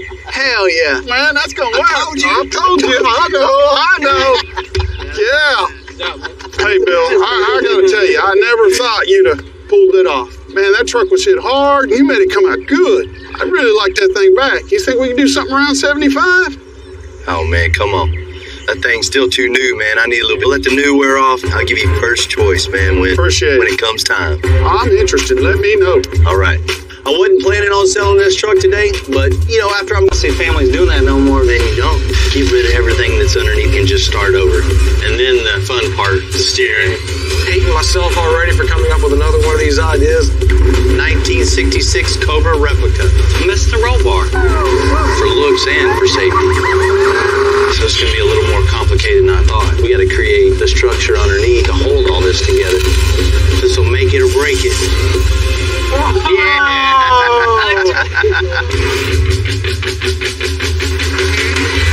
I'm Bill Carlton. I built my first truck when I was 16. And ever since, me and my guys have been out here creating with our hands. Building the biggest, lowest, baddest custom trucks and cars in the game. People don't come here for what they need. They come here for what they want.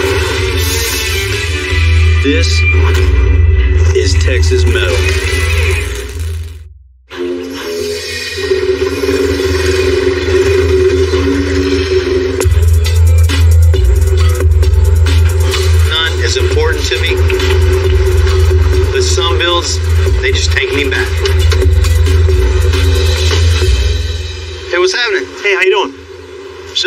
Bill. Nice to meet you. Nice to meet you. This thing's cool. It's definitely unique. 1965 Ford Falcon. My dad used to have one similar to that, man. I learned how to drive down this road, and I was sitting up in his lap, and I remember steering this thing and not going anywhere. Yeah, right. That's about what it is now.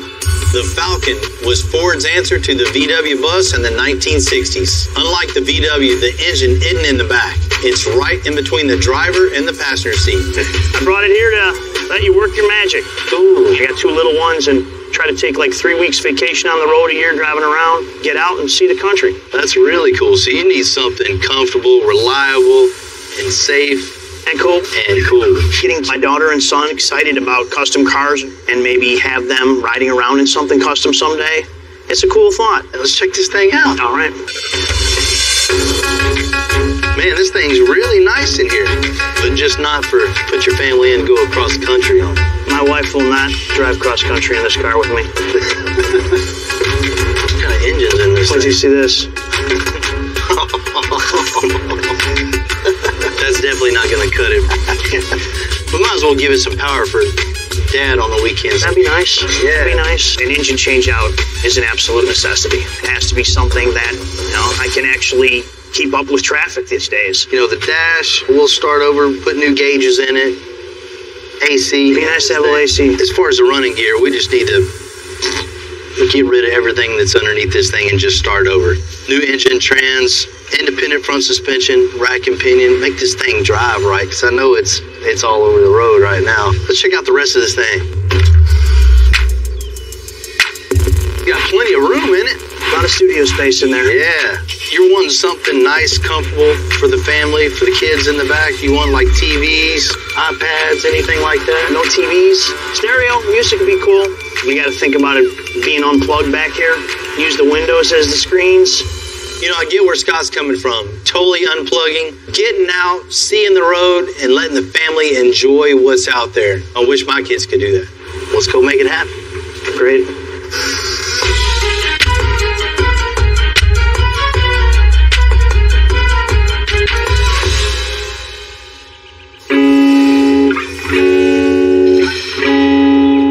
Than rolling up to the rest stop and seeing the exact same vehicle with a different family in it. But Scott's got it figured out. A van for the family and a cool custom van for old Dad. Why get something that everybody else has? Customizing a car, a truck, there's a little restrictions, but when you're customizing a van, there's a lot of room for improvement. There's endless possibilities for something truly custom. Come on in, buddy. What is this? Thing's cool, huh? This thing's real cool. Scott is going to use this thing to take his family all around the country. Man, you really don't see families doing that no more, just getting together and hanging out and driving. Then you don't. So we're going to make something really cool, comfortable, and dependable. Something they can take from state to state to state. This thing's got some miles on it. No motor. It's definitely seen better days. We got to change the power plant. I'm thinking it's a Ford truck, so we got to stick with the Ford engine. Let's go with the EcoBoost and plenty of power. Super sporty. He'll love to drive this. Hey, check this out, man. Look at this. Yeah, it needs some suspension work, huh? It needs a little bit of suspension work. We're going to go through this whole thing, front to back bumper. Nice rack and pinion on this thing, and something that's really stable and tight and fun to drive. Going from that, reconfigure the dash. She wants AC in it, of course. With all this glass in it, It's going to get super hot. And this interior, man, has got a ton of room. This is going to take some work really dialing it in. So Heath and John really got to get creative, use this space wisely, and make it comfortable for the whole family to be in it. You sure you want to give Heath and J-Lab just free reign to do whatever they want here? No. There'll be taco sauce all over this thing. 4 disco balls and 15 speakers right here.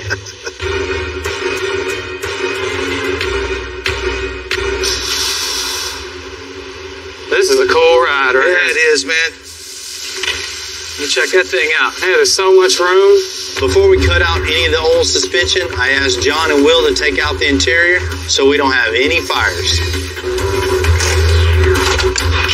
There we go. All right, you take that. I'll go put these in a bag. You can never have enough bags. It's so important to label everything, every little section of the vehicle that you're taking apart. And the reason is, when you go to put it back together, you're always questioning, what did this bolt do? And so the better you label now, the more time you'll save later, and the more professional your job will be.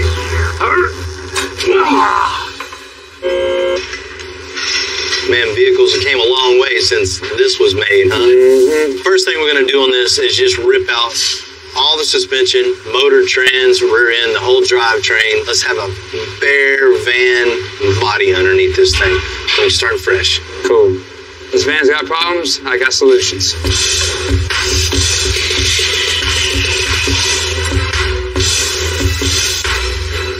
We just got the leaf springs cut out and the shocks cut off. Go ahead and raise it up and this thing should just fall right out. I'm gonna do the exact same thing to the front.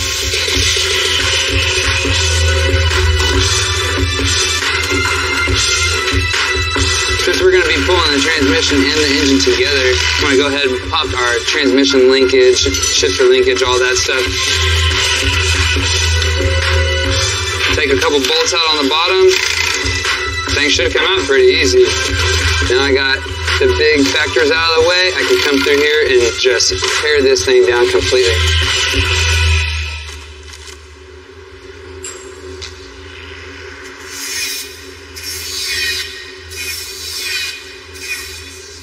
Looks good. We're ready to get going on the suspension on this thing.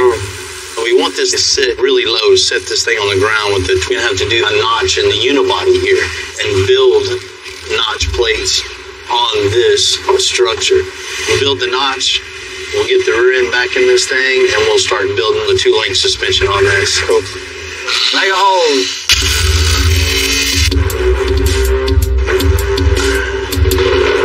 This old van is a unibody construction. What that means, there's no full frame underneath this. The frame is actually built into the body, which gives it the strength and rigidity.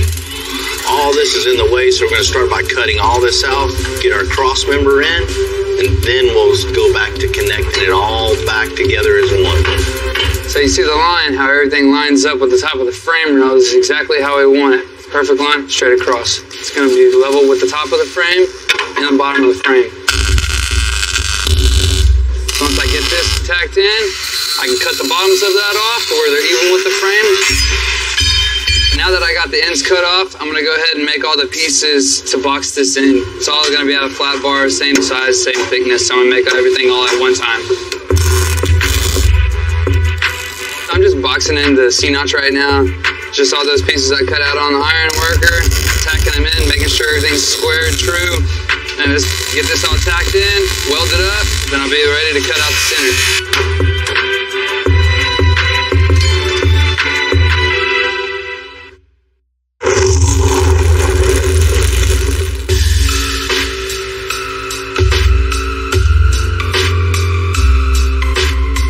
We're far out thou, Ryan. Huh? You never heard Romeo and Juliet, huh? That was before my time.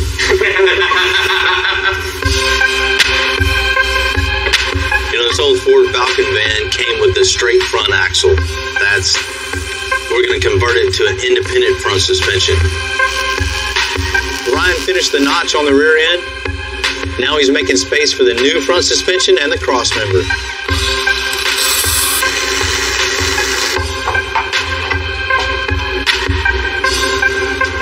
So everything's cut out and the cross member is marked up in there, but you can see the direction that we're going to take this.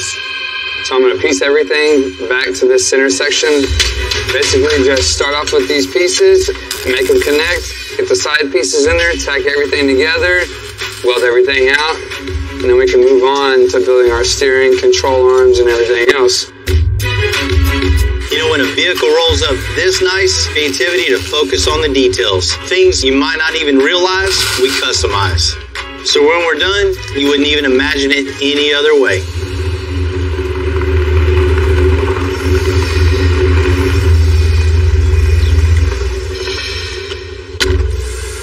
What's happening? Hello, how you doing? Hey man, good. Juan, nice to meet you. Nice to meet you. You got the little Cobra, huh? Yes, sir. But this thing looks fun, a little replica. It is a little replica. You know, these cars are super cool. Original Cobras, 7 figures. Even the replicas are 6 figures. Real or fake, it's still a pretty cool car. What do you got under the hood? Let's go ahead and take a look. Man, a little Chevy big block, huh? Yes, sir. I definitely wasn't expecting that. A lot of people usually don't expect that when they see it. It's a 454, plus it has a 400 turbo transmission. Well, I already know this thing has plenty of power. That's one of the reasons why I'm here. I need something for protection, something for safety. It's got that much power? It feels that way to me. I can definitely see a roll bar back here. You know, that's one thing it's definitely lacking. And for looks and for safety. I like it. I think to really get the feel of it, to really see what you need, I might need to drive this myself and kind of see how it feels, you know what I mean? Hop on it. Yeah? Yeah. You know, when you're building safety equipment, see what the car feels like.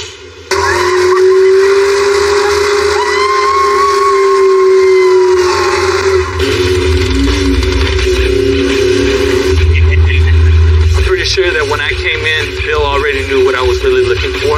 But any excuse to get it out on the open road, hey, it's fine by me. This thing rides good, handles good, looks good. But I definitely see what you mean. You know, at times it feels kind of squirrely and unsafe for sure. Just because it has so much power. I appreciate you letting me drive this thing, really getting a feel for it. It actually does help with the concept of the styling of the car. Yeah, that's the only way, true way to get an understanding and seeing the need for it. For sure. Or maybe, yeah, it does need it. That was something, wasn't it? This thing's fun to drive for sure. We'll take care of it for you, man. I appreciate it. Let's go do some paperwork. Thanks, sir.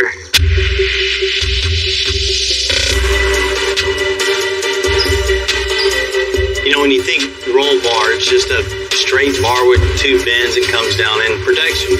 When you're designing a roll bar for such an iconic sports car, that's a totally different subject. That not only safety in mind, but something that's totally stylish, and with every angle you look at it, you want the design of the roll bar to flow with the rest of the car.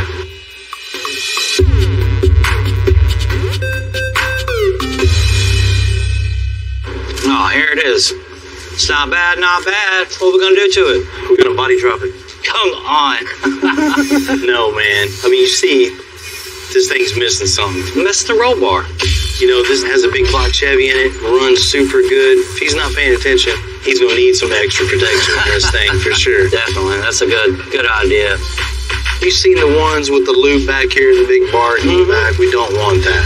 We want something that has clean lines with it, something that emulates the front curvature of the glass. So when you're behind this thing, it just matches perfect.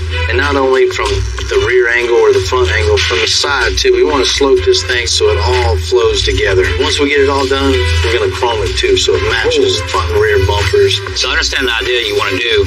How are we going to angle this down to the frame? Man, we're just going to put some plates here and bolt it to the fiberglass so it looks cool. I know better than that. No. You know, I haven't taken all this apart to really see how to tie it in yet. You know, that's what we need to do next. Strip it out and strip the trunk for a solid foundation. Okay. What we're going to do is get to it. Yeah, let's do it. It's kind of crazy. That's what holds the seatbelt on.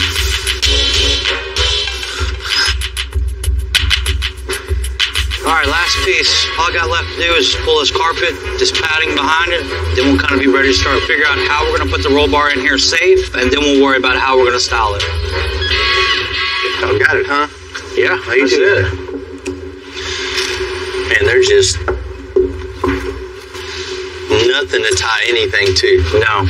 Not only are we going to have to create the roll bar itself, we got to create the structure underneath to hold all this together. So it's going to be a little more complicated than I thought. You can't mount anything to just fiberglass. You got to have a backing support. Perfect. Going to the frame to really make everything super strong and super safe. All right, man. It's in there. Then we got our foundation. This is going to be, you know, like the cherry on top of this whole car. Let's get this cut. This will make it or break it. Didn't want to put a roll bar way back here in the back. In my opinion, it looks a total afterthought. That looks better already. Right?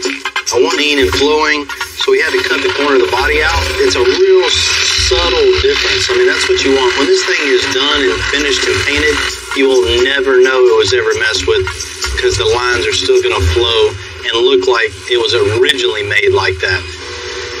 We're gonna roll this pipe so everything has the same flow. So the same arc for the roll bar as it does for the windshield. So we want something that all plays together. Cool. See, we got our line and our square little box here. So we have 48 inches from here to here, and that's the widest point of the car. So we have to bend this so it fits in this box. Then we know when we take it over to that car, it's gonna fit.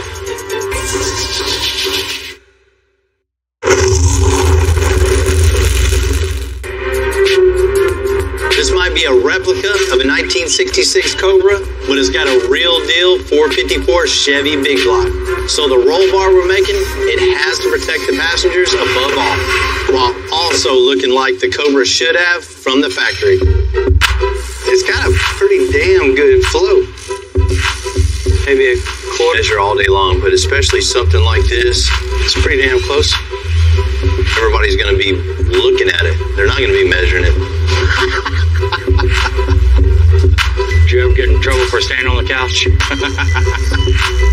You really want to check every angle. Say that real quick, Jim.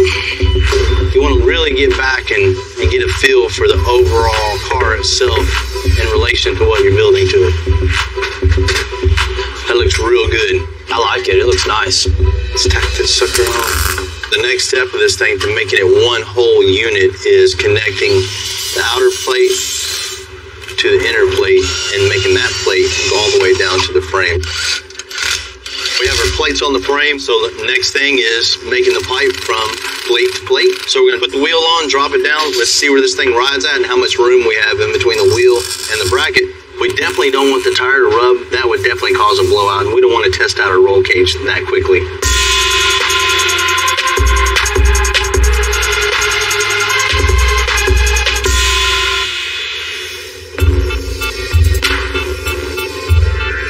Factory engine on a 1965 Ford Falcon only had 85 horsepower. On the plus side, it was fairly compact horsepower. That thing's cool. A little four-cylinder, huh? Four-cylinder, 2.3 liter twin scroll turbo, 300 plus horsepower. Man, that is bad. They're putting these things in the Mustangs, Ford F-150s. Guys at the track are killing it with them. That's the perfect combination for this little project. It is. Watch your ankles. This thing's light enough where we can just manhandle it up in there from the bottom. Scoot it this way a little bit. Which way? Forward? I think you might have to get the lube out, buddy. It's close or what? Yeah. How's it looking back there? That's all I got. I'm touching the floor back here. Okay, forward. Side there you go, right there. Good. Fits in there good. Got to make the doghouse a little wider. I don't know if we need to make it taller or anything. Let's get the rack on this thing and make sure all this is going to work. And then the fun part, the steering.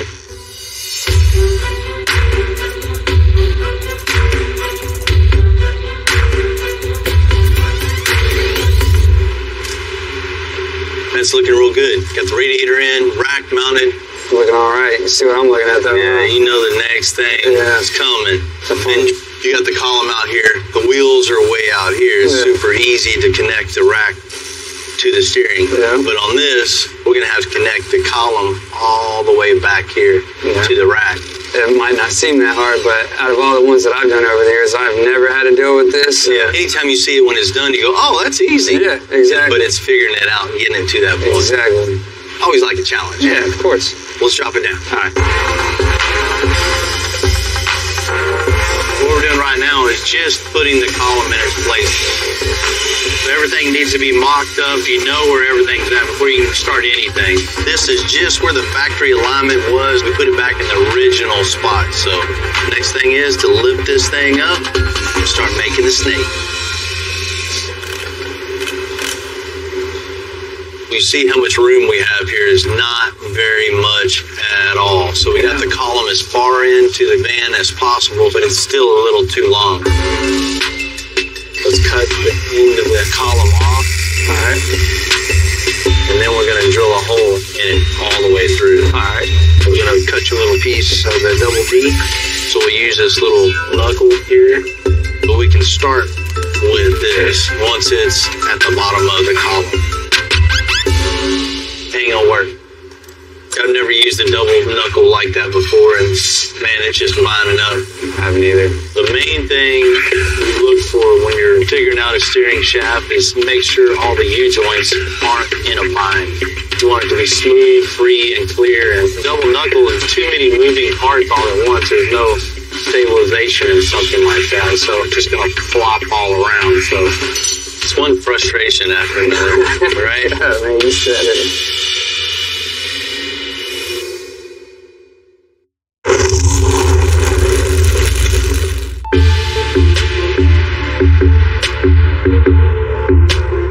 Because we changed the 1965 Ford Falcon van to independent front suspension, we knew getting the steering configuration was going to be a lot of trial and error. What's up, fellas? Look what I got here. Buddy? Oh, fresh out the box. That's what we need. A 90-degree small gearbox. Hopefully, when we turn left, it goes left. When we turn right, it goes right. If your calculations are correct. We'll see once we get all this in. Cool. That's how I deliver. Appreciate it, Tom. See ya. It's gonna make life a lot easier. Let's pull the column back. Let's get this in place and slip. As far as I can go up without taking everything apart. Up towards the bump. Not quite that far.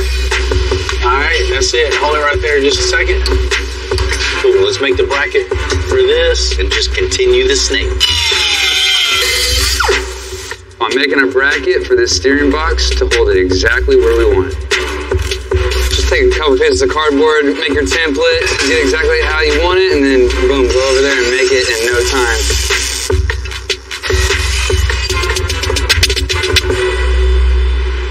Yeah. Turn to the right. That's exactly what we needed. Problem solved, man. I love hearing those words. Man, it works good. Awesome. You know, I was super nervous about how we going to get this to here. Never done that before. It looks simple now, you know, once it's done, but ingenuity behind it, there's a little bit of figuring. Button it up, let's get it to the body shop. Cool.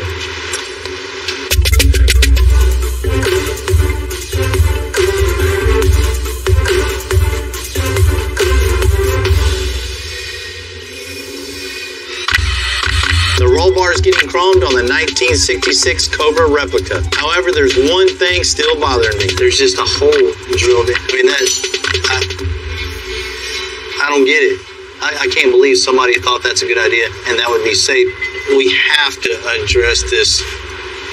We're going to come up with a way to make a little bracket to tie it into the frame. That way, this thing is safe and secure, and it's a total, complete, safe package.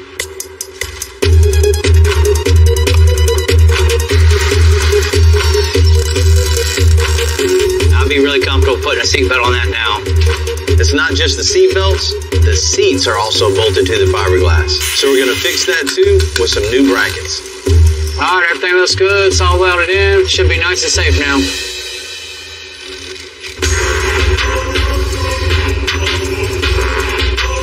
We're gonna push this thing in for a quick body and paint. And then we're going to install the freshly chromed roll bar. I'll hand it to you over the car. Don't scratch nothing. Why'd you have to make it so perfect, Jamie? We got this build as cool as we can make it.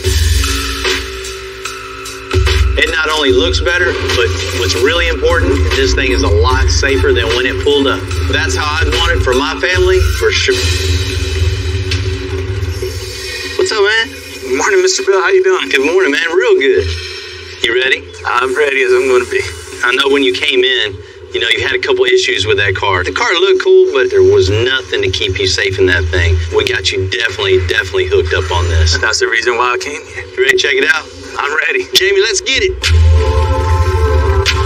Ooh, look at that. Man, that's exactly what I was looking for. Classy, elegant, and unique. Seeing the car for the first time, it was like, wow, it's Christmas for me again. Woo-wee. Thank you so much. You're welcome. So you're liking it? I'm liking it. Safety was your major concern on this. We addressed that for sure. Built something not only safe for you, but stylish. Rolled some pipe, made it the same contour as the windshield and also the same angle as the windshield. We actually notched out the corners of the body itself to give the roll bar a little more room in between the seat and the body. So everything just flows together. I didn't even notice until you mentioned it. I mean, it looks like it was that way already. Right. You know, it's tough to come up with something new on such an iconic car, but as you can see, it's exactly what he wanted. It's all super strong and tied to the frame. You know, while we're underneath the car, we definitely noticed a lot of safety issues underneath this thing. Blew my mind when I seen this. The seat belts were just drilled through the fiberglass body, just holding in with an anchor and a washer, and that was it. We couldn't let you roll out like that. You know, all this hard work would have been for nothing if you would have just been ejected out of the car if something would have happened. You're right about that. I mean, it would have been with this kind of heat, be like scrambled eggs on the sidewalk. So we went ahead and reinforced it with metal, made everything strong, tied to the frame. Now it's really safe. That's why I knew that I had to come here. If you would have seen something that was not going to be done right, you're going to handle it and do it right. Safety was my big concern. Now, I can definitely say I feel safe now. You know, you wouldn't think just a roll bar would give you a different attitude about something. In this case, it definitely does. You feel safer, more confident, and it looks good. I just want to say thank you to Bill and all his men here at Extensive. They did a phenomenal job. They went ahead and they put a bolt right here, so that way the belt is actually on the frame. Nice. Every time I got in the car, I used to be nervous. You don't want to sit on the other side with me? Now I really feel safe. That too.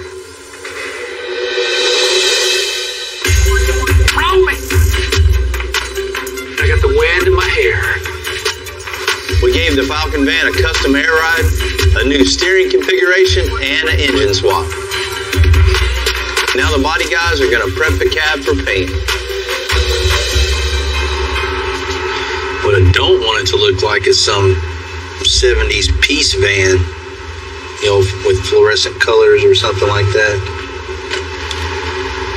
I did kind of like that. I wanted my first truck kind of that color. It's just fitting to have, you know, the kids have their say-so in the color of the whole truck. I picked a couple of colors because I don't want this van looking cheesy. You don't want a loud, fluorescent, off-the-wall color that next year is going to get old on you. It's a family heirloom. It's going to be passed down to them. So if they pick the wrong color, they're stuck with it no matter what. They picked it.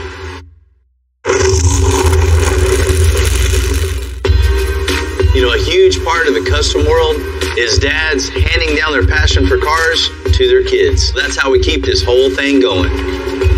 So we just love how Scott's getting it. What's happening? Hi, Bill. Nice to see you. I got Heath here. Hi, guys. Hi, Heath. You guys ready to pick some colors? He's so shy.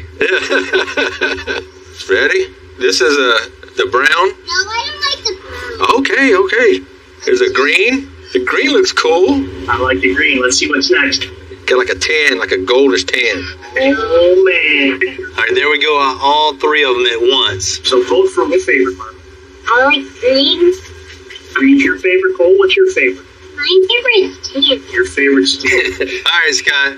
You're the tiebreaker. Maybe we could do green layers. So I think it's going to be green. Green it is.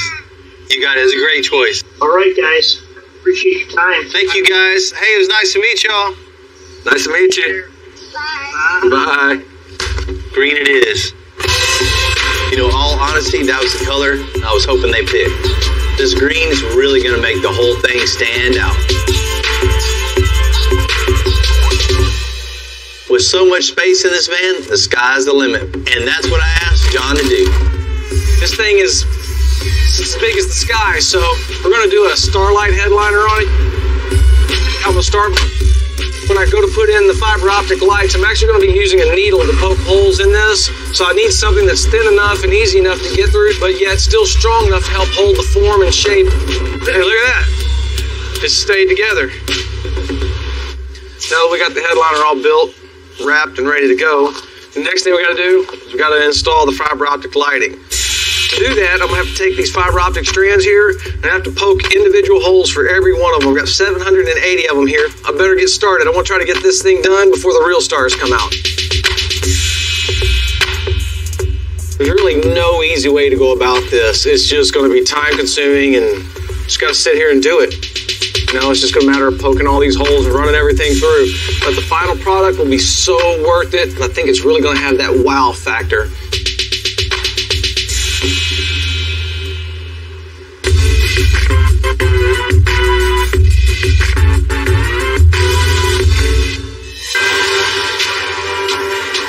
Rather than using the old windows on that fresh paint, Chad's gonna make some new ones by hand. Okay, what we're doing here is they don't produce a lot of these windows, and it's hard to find one that's in a good shape with no scratches, so we have to make our own.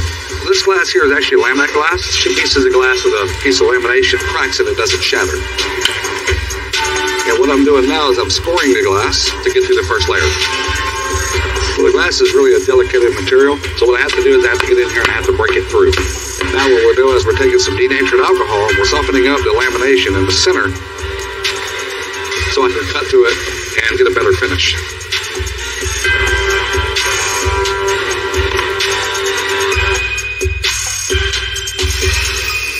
There we go.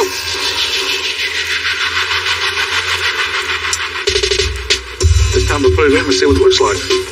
Well, what I'm doing is I'm setting it inside the lip here, and then I gotta tuck the rope on the inside so I can tuck the lip around the pin flow. And we're locking the gasket in. And what I'm looking for is making sure there's no imperfections, and the gasket is tucked nice against the vehicle. It's looking good, so it's time to move on to the next one.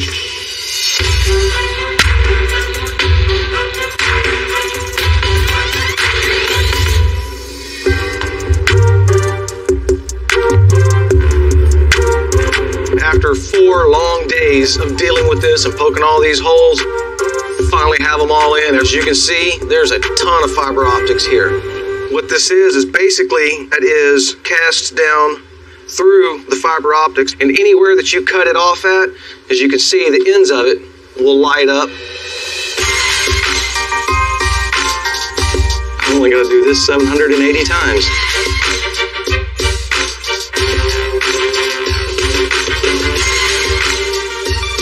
About halfway there. 780. All right, let's see what this thing looks like. It's looking stellar, you could say. Kids should love it. That's so cool. Yeah, man, it's gonna be like camping out at night. Yeah, just riding along, looking at the stars. All we got left to do now is get this thing installed in the van and get all the trim work in around it. You know, it's pretty cool. I think back of all the days growing up with my dad, working with my dad. He loved welding and fabricating, you know, and taught me that skill set.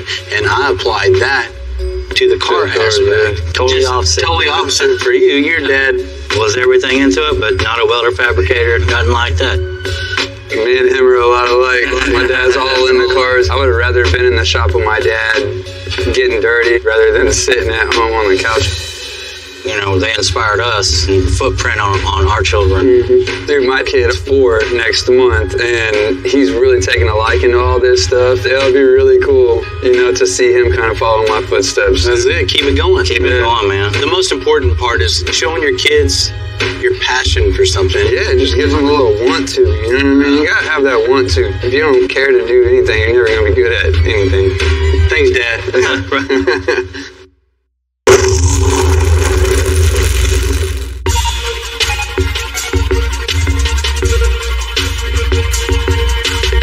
You know, the Starry Night headliner is definitely one-of-a-kind touch, and it just adds all the customization that we've already done to that 65 Ford Falcon van. That's a pretty crooked board.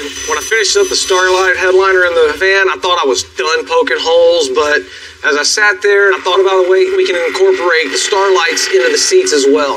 I think I'm hating myself already for coming up with another one of these ideas and these fiber optics, but it'll be worth it in the end. Got this Peruvian walnut all carved out and ready to go. So what I'm gonna do is I'm gonna take a hand router and create the pocket inside of it. You know, with this thing being handmade, it really looks like it belongs in a 1965 Ford Falcon van. You know, back then, there were still a lot of the cars that were handmade. Now I have to drill 200 holes to run my fiber optics through. I was talking about how I thought I'd learned my lesson on the first go around with these things, but no. Just going to trim these back. Yeah, I think it's going to be a really cool effect having them in the seats. Kind of seamless all the way from the ceiling into the seats. That's something I've never seen before. So next thing I got to do is pour the epoxy. I want it to match the seats. So I got some dye mixed up to match the leather in the van. I'm going to take my epoxy and get it mixed up. We'll get the color in it, and we'll pour this in there and let it dry. The trick here is to make sure to not overfill it, so just kind of evenly distributing it. You definitely don't want it running out all over the place, so. All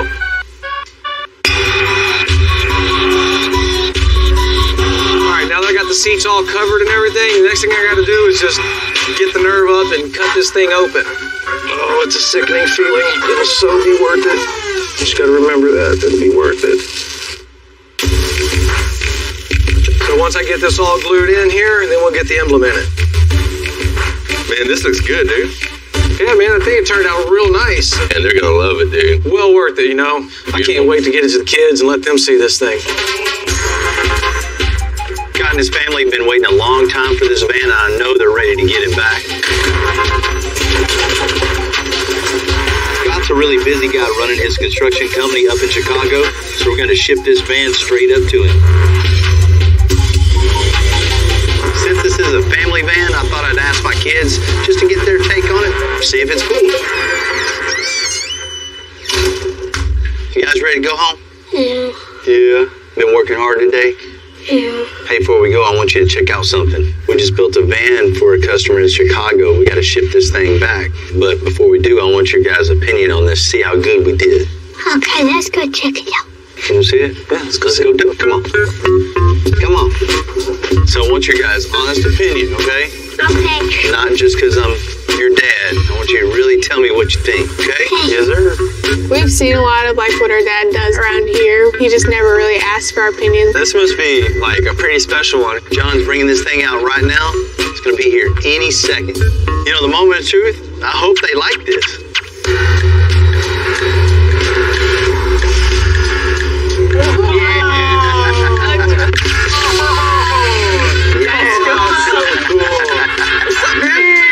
Like it? Yeah. Oh. That's really cool. The green makes it so good. You know, when this van came in, it was in decent shape, but it wasn't in this good a shape. We had to rip out all the old suspension, and we put brand new air suspension on this thing. With rack and pinion steering, it drives like a modern car should. The way it sits, like, really low to the ground, so cool. Right? Yeah. It gives a new little attitude. You know, we spent a lot of time on the suspension and steering on this van, but, you know, the kids would never know that. That's all they want to see is just this thing go down the ground and get really low. And the old engine just wasn't cutting it either, so we got a brand new 4-cylinder turbocharged in this thing. That's cool. That's why you hear that nice little blow-off valve when it comes up. It goes, and it's got plenty power. Of course, we had to have upgraded brakes, big wheels, freshened up all the paint, and all new chrome. And I really like the color. I think it makes the van pretty unique. His kids picked that color out. They have good taste. Yeah. You know, I spent a lot of time on this interior thinking about my kids, his kids, me personally. I love it, but I can't wait to see what you guys think about it. You want to check it out? Yeah. Check this out. That is very I like the lights. The stars make that so nice. John's got a lot of time in this thing. I spent at least a week poking holes and running lights. By the end of it, I was done with it. Right. It looks worth it. It was well worth it. I'm very happy with it. That being in this van made it 10 times cooler. That's stuff we don't see every day in a van. You guys get in there and check it out. Yeah. Heck yeah. They're really comfortable. Right? Very. Yeah. I love how many windows there are. The lights look better up close, too. You know, you guys are so busy looking up there, you didn't even notice there's no TVs and no screens anywhere in here, right? The whole point of this is family time. Yeah. Just being focused on family and the trip and spending time together and not on your phones or, watching a video. I think these guys' kids are definitely going to enjoy, have lots of fun adventures and trips in this van. I'm already jealous that they get to take a ride in that. This is my favorite car that you built. Really? Yeah. I guess we did pretty good, John. That's why you gotta make us one. John did most of the work. I got my kids' seal of approval, so I know Scott's kids are definitely gonna love this van. Look in the overall van, the interior. Man, I love this little van. And Scott, I can't wait for you to take your family on the road and really hear about those trips you're gonna take together. If you're ever road tripping through. Nobody would have ever said the first builder did that. It would have been on extended. Where to begin? Man, what do you do with this thing? Party, we go to shows. No, this just isn't keeping up. Let's get crazy, all right? Ice, beer, food. This thing's gonna be so loud, it's gonna slap them right in the face. Oh my God. Man, that's crazy. I love it. I'm Bill Carlton. I built my first truck when I was 16. And ever since, me and my guys have been out here creating with our hands. Building the biggest, lowest, baddest custom trucks and cars in the game. People don't come here for what they need. They come here for what they want. This is Texas Metal.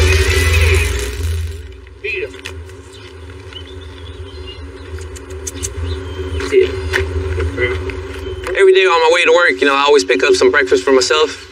And I tend to pick up a little extra for the dogs on the streets. When I get to the shop, I usually have 3 or 4 dogs, extensive. We like to take care of business. That's inside the shop, outside the shop, it goes all the way around. And when I say outside the shop, I mean the neighborhood dogs. A lot of them are super friendly. They just come up into the shop, walk around, look around, check out the new projects, and go on with their day. Don't drop them off here, but the ones who need help, we got a big heart and try to help them all the time. After a little bit of TLC, they become part of our gang. So just like everybody takes care of each other here at the shop, we got to take care of them and they take care of us.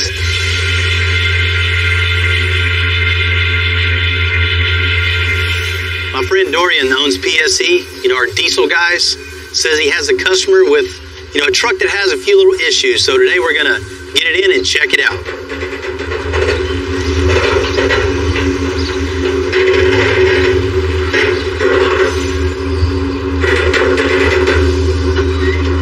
Hearing creaks and moans in a truck that high off the ground could mean multiple things. Could be just a little lube here and there, or it could be a catastrophe waiting to happen.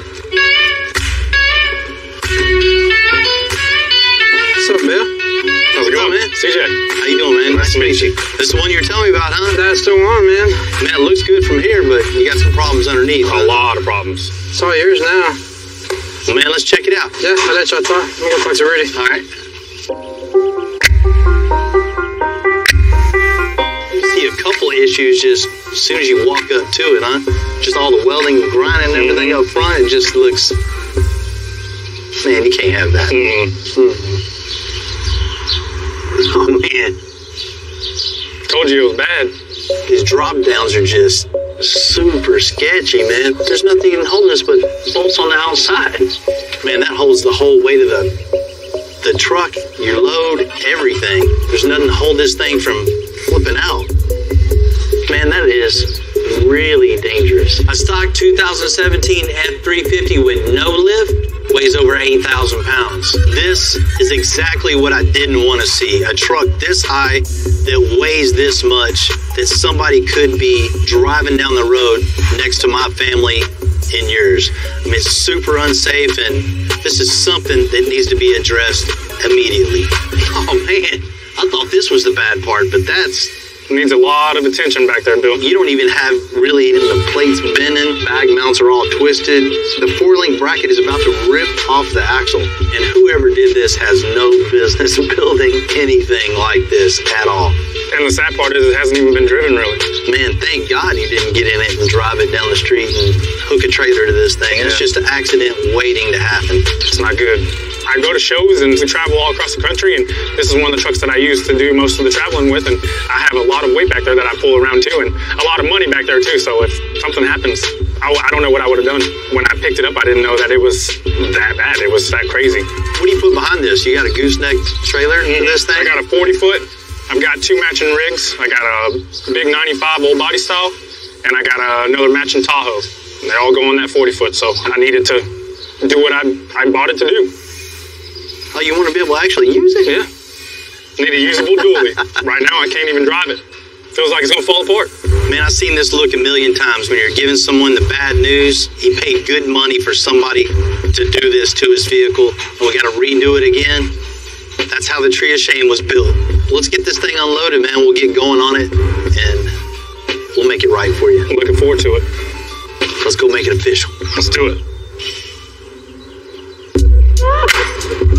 You know, this is Texas, so everybody wants, custom vehicle. Because of that, there's almost an endless supply of customers that want to get work done to their vehicle, and there's plenty of shops around. Just take advantage of that. Don't really know what they're doing. They just want to make a quick buck, and this is a prime example. Unfortunately, we do see this quite often. You definitely have to be careful of who does your work for you. Especially on a project of this size, man, as heavy as this thing is, it's probably 8,500 pounds. That going at 70, 80 miles an hour and something breaking on this thing is going to somersault down the road and it's going to kill somebody. When we're done with this truck, this thing's not only going to look cooler, it's going to be way safer.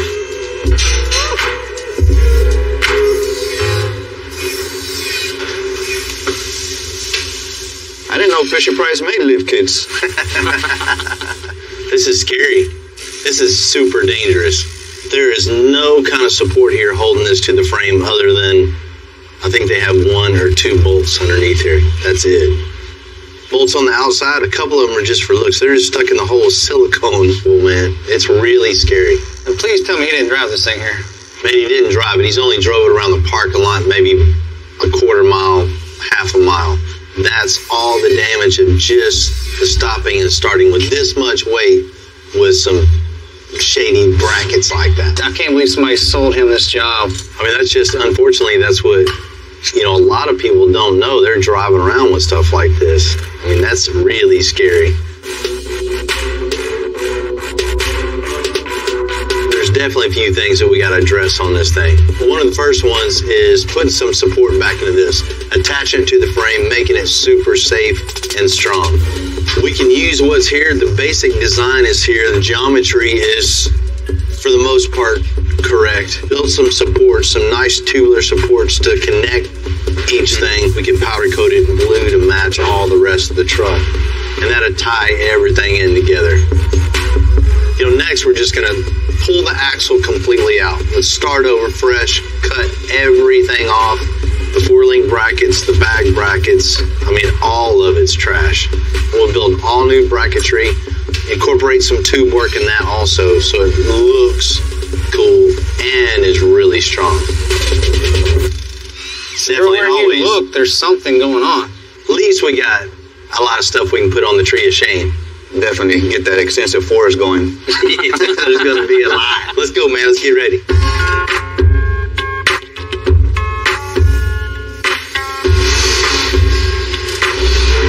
Alright, first thing we got to do, before we lift this truck, we got to release the air pressure out of the bags.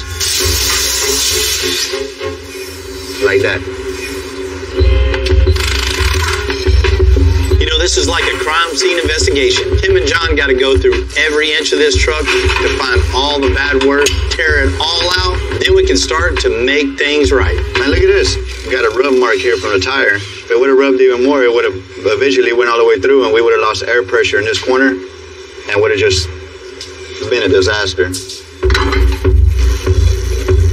When you remove that bag on that side, was it tight? Had a little rock to it. We got like 1/8-inch gap between the base of the bag and where it's supposed to sit. One turn and it came off. Look at that. Look how many threads was holding, just one thread. They're uneven cuts, even strip bolts that are welded together. You know you're not supposed to weld bolts, right? Because they're weak. You had to cut the bracket so it would fit. You got a weak point on top, might as well make the bottom one weak too, huh?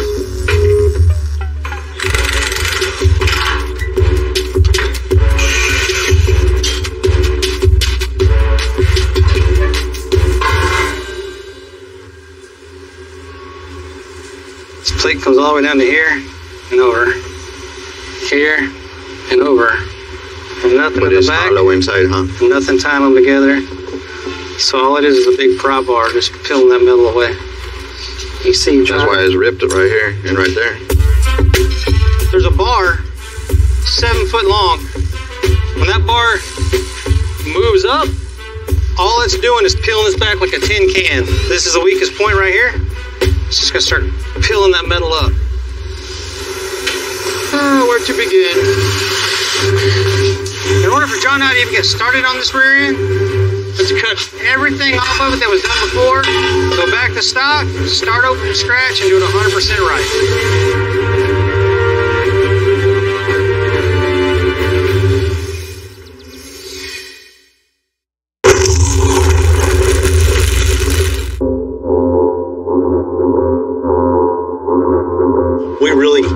So we can rebuild it the right way.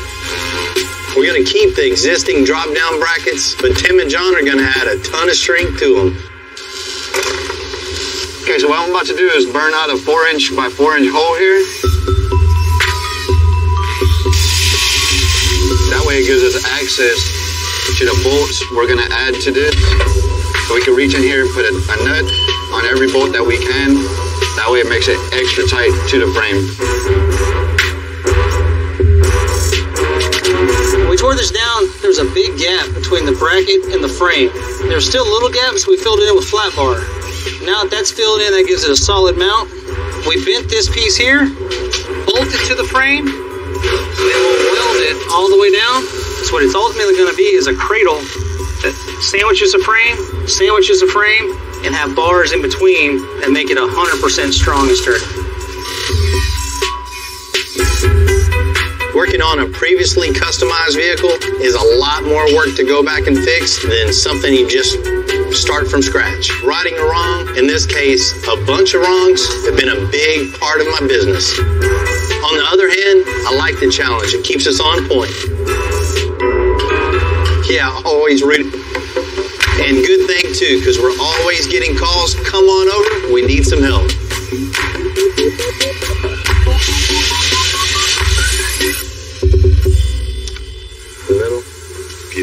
Hey, what's happening, man? Oh, hey, what's up? Phil? Eric. Nice to meet you, man. This yours, huh? Yeah, this is mine. Man, what do you do with this thing? Party, we go to shows. Yeah. And, this just isn't keeping up. I got the trailer down in Florida. It pulled into my booth. It was pretty cool, towed behind this cool van. It was my birthday, had the for sale sign on it. Gave a little nudge to my wife, and here we are. You just need something just to wake this thing up to draw the crowd over to your booth, huh? Exactly, yeah. What I want it to be like, is when we show up, it's like, stealth has arrived. This badass trailer that we get ice, beer, food, everyone's hanging out. I don't see any place here for any ice or any storage or anything right here. Just No, it's pretty blank right now. Man, I love the idea of a party trailer. I mean, the basics are here. We just got to expand upon it and make something over the top and just cool. Man, we can definitely wake this thing up. Like this grill, man. This was, did you find this? Yeah, well, it fit, so I put it in there. Carry on this thing. You got a party trailer, you gotta have music. You gotta have a lot of music. And maybe even some air suspension on this thing. Something where you can raise and lower when you're going off-road. We can get crazy with it. Yeah. If you're down for that. Yeah. Crazy is what I want. Let's get crazy, all right? Whatever it takes to make something cool. I want people to come up to our booth. I want to be able to hear what's going on. I want to be able to project that sound as drinks, as food, people hanging out, music. I mean, this is going to be awesome. Yeah, let's do it. Go all out, Man, get this thing out here. Let's do it. Let's do it. All right, sweet. All right.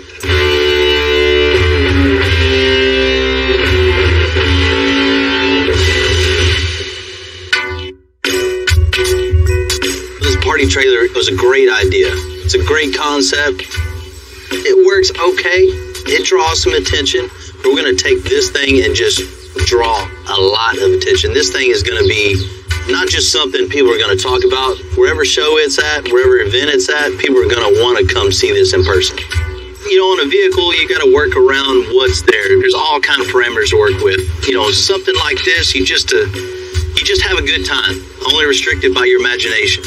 And we're going to let our imagination just go crazy on this. You know, you're creating a party and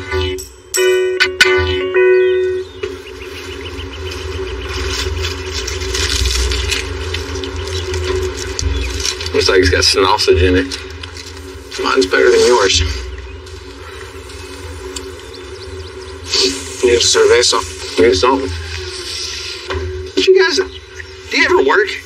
We're just trying it out. Make sure it works, huh? Don't worry. It's not lunchtime anymore. Well, it's taco time now. Yeah. Well, this is the next project we're going to be doing right here. Cool. You know, this thing is, it's cool. We're going to make it way, way cooler. We're going to make this thing party on wheels. Fully functioning, one stop, make it, eat it, party. Absolutely. You know, right now we just have an old wore out grill, old smoker. That's it. No storage, no place for ice, no place for drinks. You know, new grill, new smoker, just something just crazy. We have a tortilla maker. Pretty cool. Yeah, I'll go with the trailer everywhere. That'd be cool.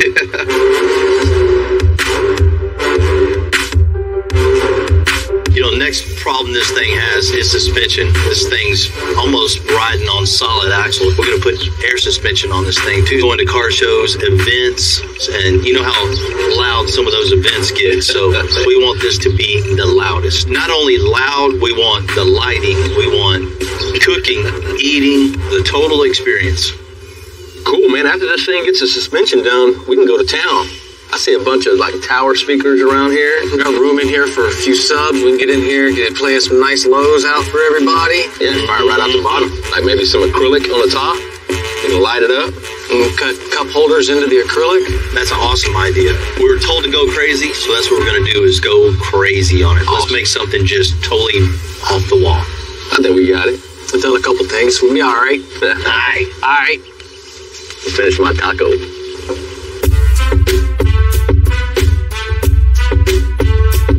Start tearing this thing down, brother? Yes, sir. I guess taco time's over. It's time to tear it up and build a new place to eat. Let's do it.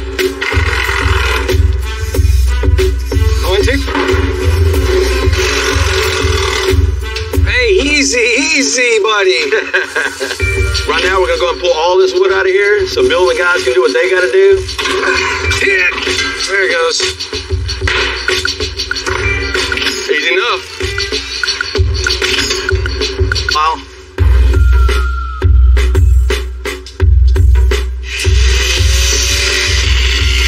Good. Going up, day 2. For a regular trailer just going down the street hauling whatever, these axles work pretty well. But with them having that big tire on it, it makes it want to bounce more. There's no kind of shock system to it. The 4-link system is going to be a way better system, especially going off-road, little twists and turns. You know, you want a little more clearance out of it. It's going to ride a whole lot smoother than just this one axle right here. Yeah, it's probably a good thing he's changing it. It's all broke right here. It's all cracked. It looks like it's been broke a couple of times. I just kept adding weld to it every time it broke. At least it's at the right place now.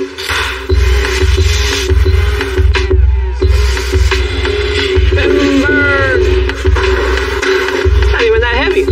No wonder it was bending up. Yeah. Heads up. Now we have the axle out of the way, we have the brackets out of the way. We can clean this all up and we can start fresh. So we're going to go ahead and cut the smoker off. It'd be nice and easy if we could just go ahead and cut around the circumference of it. But unfortunately, it looks like there's more welds underneath.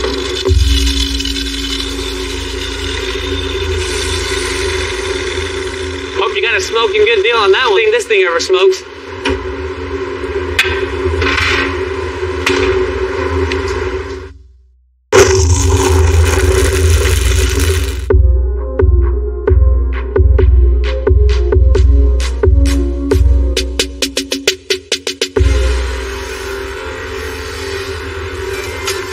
Because this is a party trailer, it's about function as much as form. We need to smoke and grill like only Texans can. Something completely custom. So I made a call to the pros. What's up, Bill? What's happening, man? What's up, bro?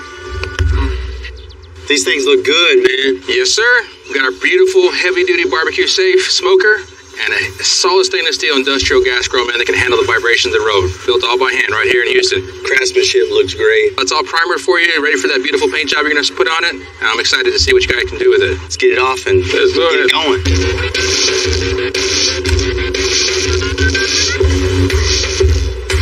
Time to get to work. Yes, sir. That's a real critical part of building this party trailer is getting the cooking and preparation areas all laid out right. We got some really cool custom grills made for this thing, and super important. This time around, we're gonna make sure every part has a purpose and everything is where it's supposed to be.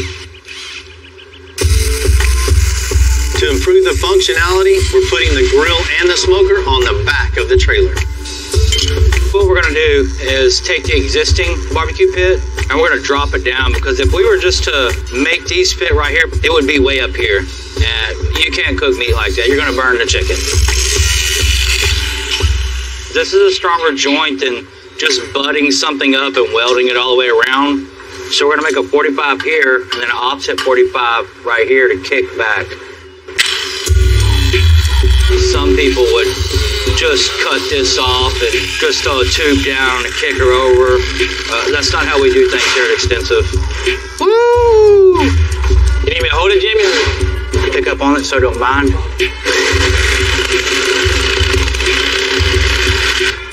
Oh! I was just gonna get a hammer. That works too. We're gonna use 3x3 steel so it'll hold up all that weight.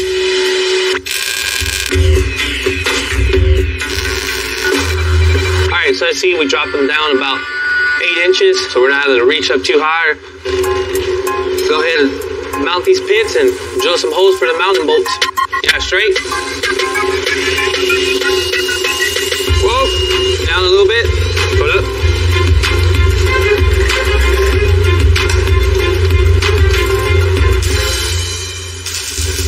That looks good, huh, Jamie? Looks nice. Step down the frame. Everything. It's gonna make it super easy to cook. Perfect height, yeah.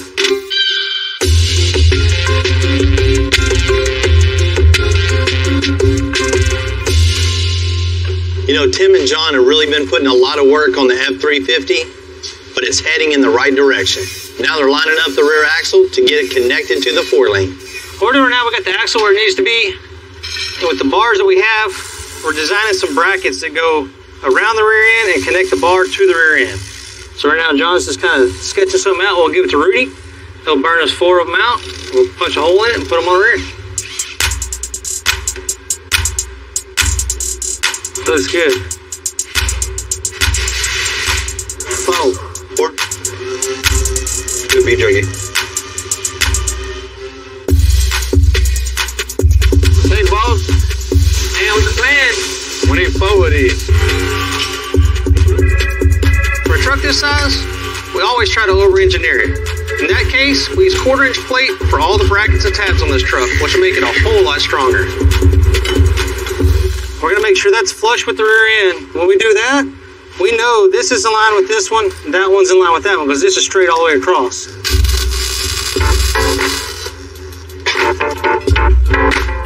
We always want to double check all these measurements to make sure everything's 100%. When you look at this tire, it'll match that tire perfectly and they'll track together all the way down the road. If not, you'll get it tracking like this and you'll see the back end of the truck either going that way or that way because the axle's not exactly centered. The reason we weld the insides first before we box it is it makes it a lot stronger. There's a lot more weld to the axle. A lot of people will make these already boxed in. They'll place them on the axle. Well, you could only weld the outsides.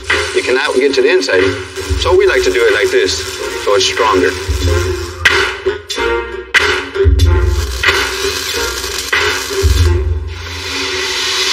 Some pretty good welds there. Myself a pat on the back. Now that John's got all this welded in, it's really strong. With some pipe rolled across here, some other pipe crossing it, it'll be fully welded all the way around, and it's gonna make a shape that's gonna make it extra strong. Yeah. We're gonna trace this one where it's gonna intercross each other. We'll cut this one will weld to this one, and this one will continue all the way to the rear end. This is gonna be extra fun. The only problem with running all this pipe work like we do is you never get a simple 90-degree cut or a 45-degree cut. Everything's a weird coat that you gotta do to make one pipe tie into the next. It's never really easy. There's always a challenge. But if you take your time and cut a little bit at a time, grind a little bit at a time, make it fit right, it'll just make the weld look a whole lot better with a tight fit. Time. Just takes time.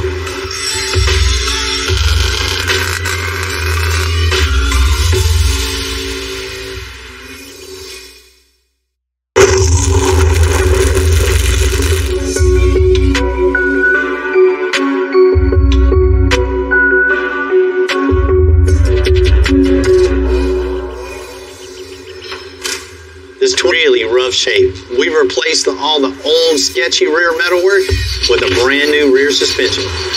We're gonna mock it all up with the existing 4-lane bars.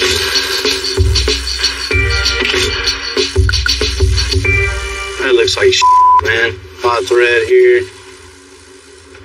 This bar is not only short, it's also bent at the end from a splice. I guess they ran out of material spliced. I mean, that's one thing you don't do. Is splice a 4-lane bar. If we'd have left this like this and like this, nobody would have ever said the first builder did that. It'd have been on extensive. So we can't have that. We gotta make it look right and perform right.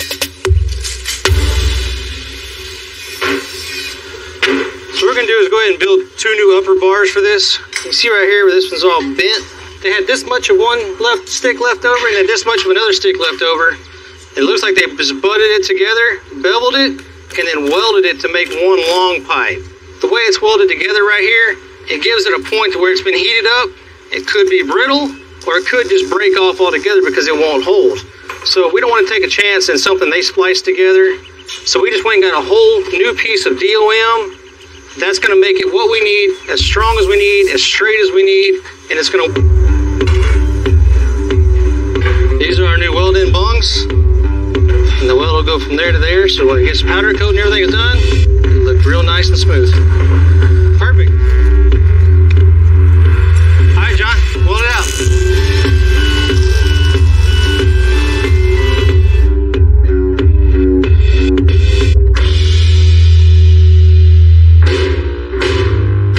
When this party trailer shows up to events, the owner wants this thing to grab all the attention. Heath and John are gonna make this thing happen with custom seats, bar tops, and a ton of audio. Got it? Yep. Bingo then. It's all you. For the countertop, what we're actually gonna do is make an acrylic sandwich. It's gonna be lit up in the center with LEDs. The hard part is gonna be cutting the brittle material without breaking it. That'll work. Are you lining up on this corner? Yes. Well, then we're there. The last thing we have left to do is to cut out the opening for the ice chest. Got this piece of MDF cut out as a template. Look at that. All we're going to do is transfer it into plastic now. Nice. The top, so we can get the lighting in it. I'll use the black plastic as my template. Just follow my plastic around and it'll be a perfect copy of what I've already got. Continue the process all the way down as we get all the pieces made. Once they're done, all we're gonna do is get someone to come clean up our mess. Yeah, good luck with that. All right, see what we got here. Nice. We decided to go with these boat seats. They can handle any kind of water, any rain, any mud, so that'd work out pretty good, but we can't leave them alone. What we're gonna do is we're gonna take the company logo and we're gonna put this on a piece of acrylic and light it up, mold it into the back of the seat, and that'll look pretty cool. All right, we've got all my badges made. So the next thing I gotta do is I gotta take and attach them to the back of the seat. So I'm gonna use some 1-inch PVC and attach it to the inside so that I can screw into that and not into the frame of the seat. I'll attach the badge to it, and these are just going to be some transfer marks. When the filler hits them, it'll pick up the marker, and then when I pull it off, that line will be in the bottom of my piece, so as I'm sanding, I know to come up to that line and stop, and that keeps everything straight. I worked at a trade school for probably almost 10 years, and one of the hardest things was teaching them to sand. Anytime they looked at sanding, one of the hardest things to do is just kind of get in your head and know that I gotta sand this. It's your space, spend your time, and just go to town. Now that we got all these logo badges roughed in and ready to go, next thing we're gonna do is put the party in them. We'll take them apart, get my elephant knife out, and get to carving on it until I can get these LED strips to fit. Once those are in, we'll get it wrapped, get it sealed up, and get them installed on the trailer.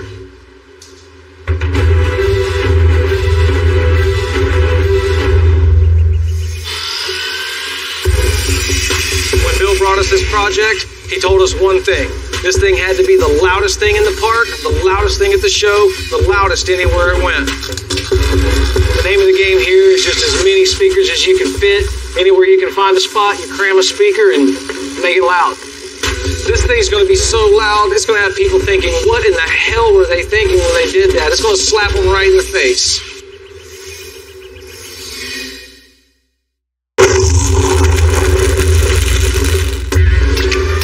You know, the bar top and seats, they're done. And we got the party trailer back from Powder Coat. We just got to hook everything up, and it's tailgate time. Tom and I are doing the final install of the air tanks, bags, compressors. Hooking up lights used to be difficult, but LEDs have made it easier by 100-fold. Small, waterproof, and durable enough to go anywhere. I'm adding about 170 feet of LED lights. And because you can never have too much sound, I'm putting in a soundelier. I hope the owner has some earplugs. To say we worked a lot on this trailer is a total understatement. We put everything we can put in on this thing, and today we're going to give it back. What's happening, man? What's up? Man, appreciate y'all meeting me out here at 1886 Humboldt Backyard Bar. This place is all about having a good time, having a couple of drinks, and just kicking back. What a better place to bring your trailer. Yeah, I appreciate you having me out here. This place looks awesome. Well, man, you said go crazy with it. We went insane with it. I can't wait for you to see this thing. Oh, yeah. It's awesome. Definitely over the top. That's so cool. I can't wait to see it. This is going to be great. You ready to check this thing out? Yeah, man. Let's do it. Let's do it. Oh, my. Dude, are you kidding me? Look at that thing. Holy shit. Wow. I've never even seen speakers like that before. This is just crazy. Well, you wanted something to draw some attention, right? Oh, dude. That thing's insane. I love it. What's up, guys? You have something to do with this thing? A little bit. You all right? Great. So good now.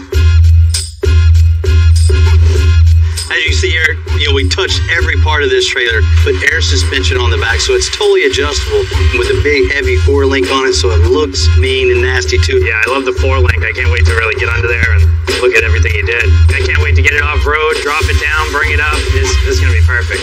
You had cold smoker in the back and a grill up front that you found somewhere. I'm not real sure. Yeah.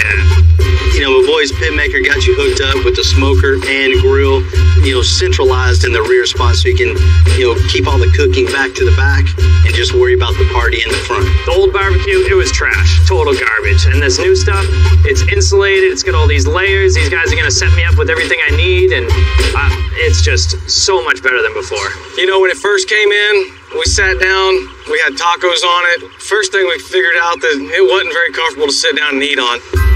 So we had to get comfortable seats in it. It's such a good idea to use boat seats because instead of the wood, now I don't have to worry about it. No matter what I throw at it, I'm good to go. Bill gave us one other thing he told us. It's got to be loud. We need to power 6 or 7 cars, we put it all into one. 6x9s down the side, really just firing right into your gut. We've got the 10s overhead. We got woofers down on the bottom. This thing is so loud, you'll be drawing people looking for at least a mile away. It is loud. That is make it a little bit better. We put lights everywhere. We even lit up the countertop. Lights in the seats, lights around all the rest of the speakers. Man, this thing parties all day long. The way they put my logos on everything and they light up, I mean, the attention to detail is just unreal. It looks like everything in excess. Exactly what I wanted. You definitely got that. How about we fire this thing up and really see what it's about? Oh, yeah. Many 2-pound burgers or what? Heck yeah, man. Texas-sized burgers for a Texas-sized party. Wow. When Eric is checking this thing out, I can tell he's just amazed by what he's seeing right now. Check out the... I can't believe how much sound those put out. It's unbelievable. Overall, I am just totally blown away. I mean, I asked him to go crazy with it, and this is just totally over the top. Built in. This is crazy. Thank you for everything. This thing's freaking awesome. Got it, man. I'm bringing it out to SEMA, Glamis. I'm going to put it out front of my shop up in New Hampshire. We're just going to have a party everywhere we go. Party on wheels. Thanks for everything. Mm-hmm.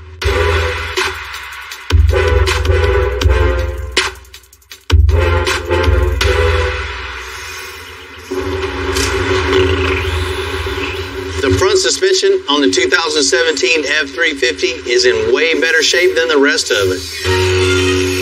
But we still have to clean up the shoddy metalwork before we even think about sending this out with our name on it.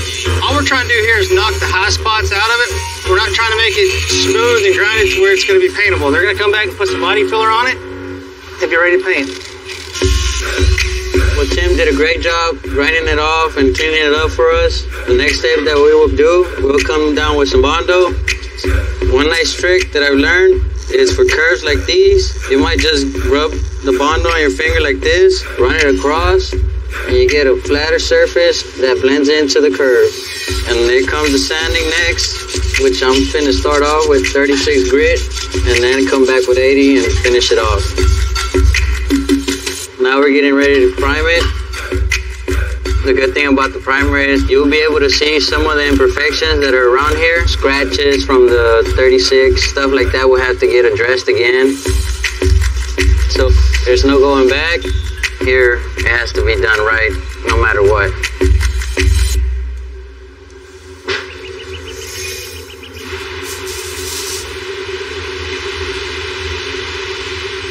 You guys did a great job on this.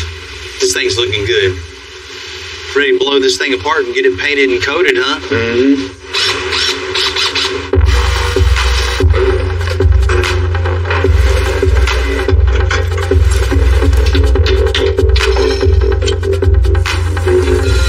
What the? What is it? A bolt weld on another bolt. Just when I think I've seen it all. This bolt's function was to hold this hanger to the frame, but I don't know what that bolt's function was. That's something new to me. That's custom. I guess we got a new berry for the tree. Now we got everything stripped down. We're gonna send it out to powder coat, send the rest of the body work. In a couple days, we put it back together.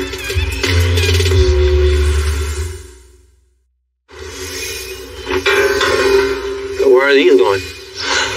Gotta find a new branch.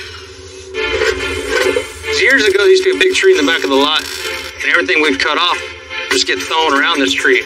Eventually, a big storm came, knocked that whole tree down. What's coming up?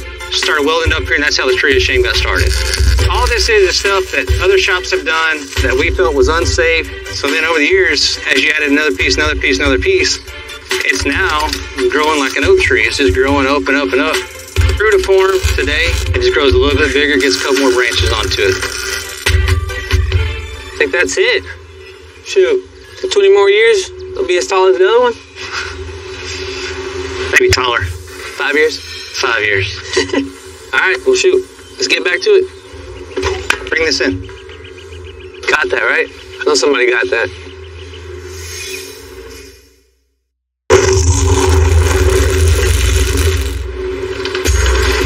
You know, there's a lot of work had to be done in this big blue F350. But now's the time to give it back to CJ and his family.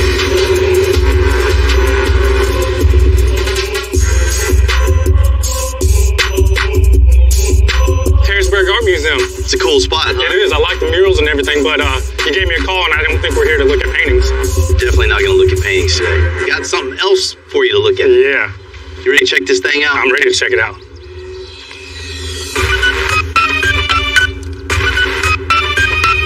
CJ has a whole 350 to join the team. It's hauling! Man, that's crazy. I love it. That looks good. Hell yeah, man. God. I know it's been a while since you've seen that. It has, man. That looks so good. That is a killer setup. Killer setup. That's going to look awesome at shows.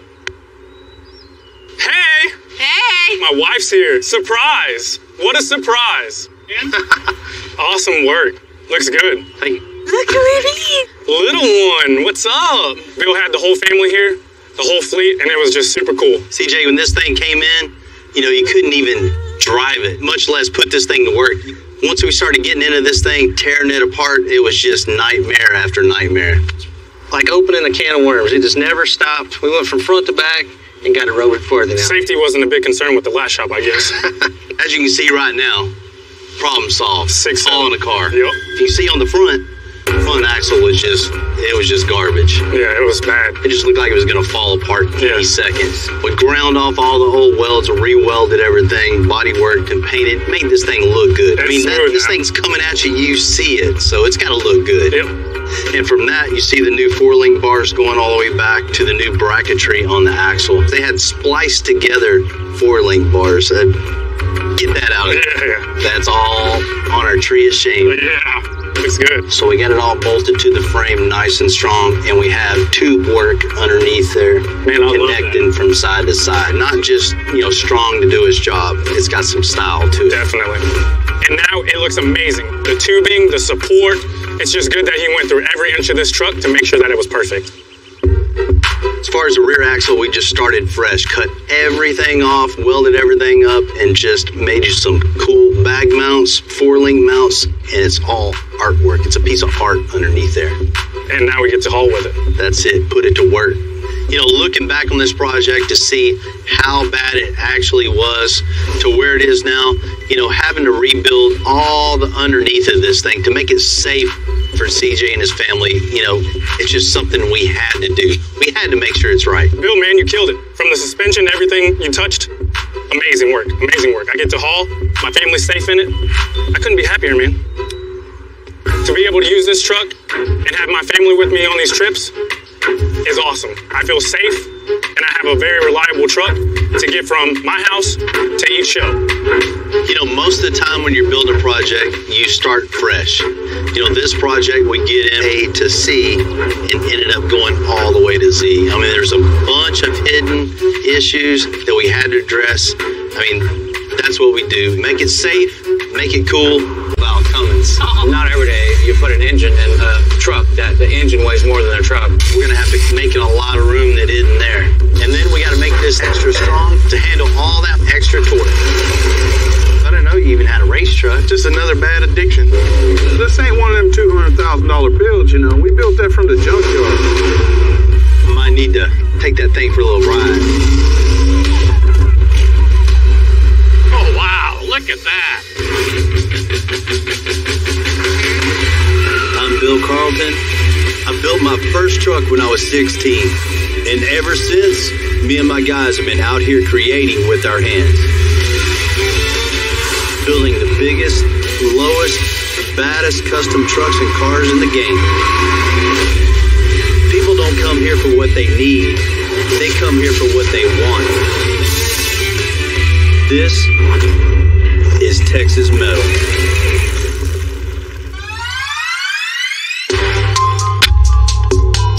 The custom truck scene is so big on the north side of Houston. No matter what I need, I need a drive shaft for one of my builds. So I'm gonna go see my old friend David and his son Daniel.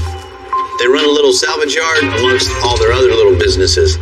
Hey Bill, what's going on, man? How you doing? Good to see you. Same old thing, hot. I know, that's right. Yep. I came over because I need some. That's all right. What do you need? That's what you always tell me, at least. Yeah.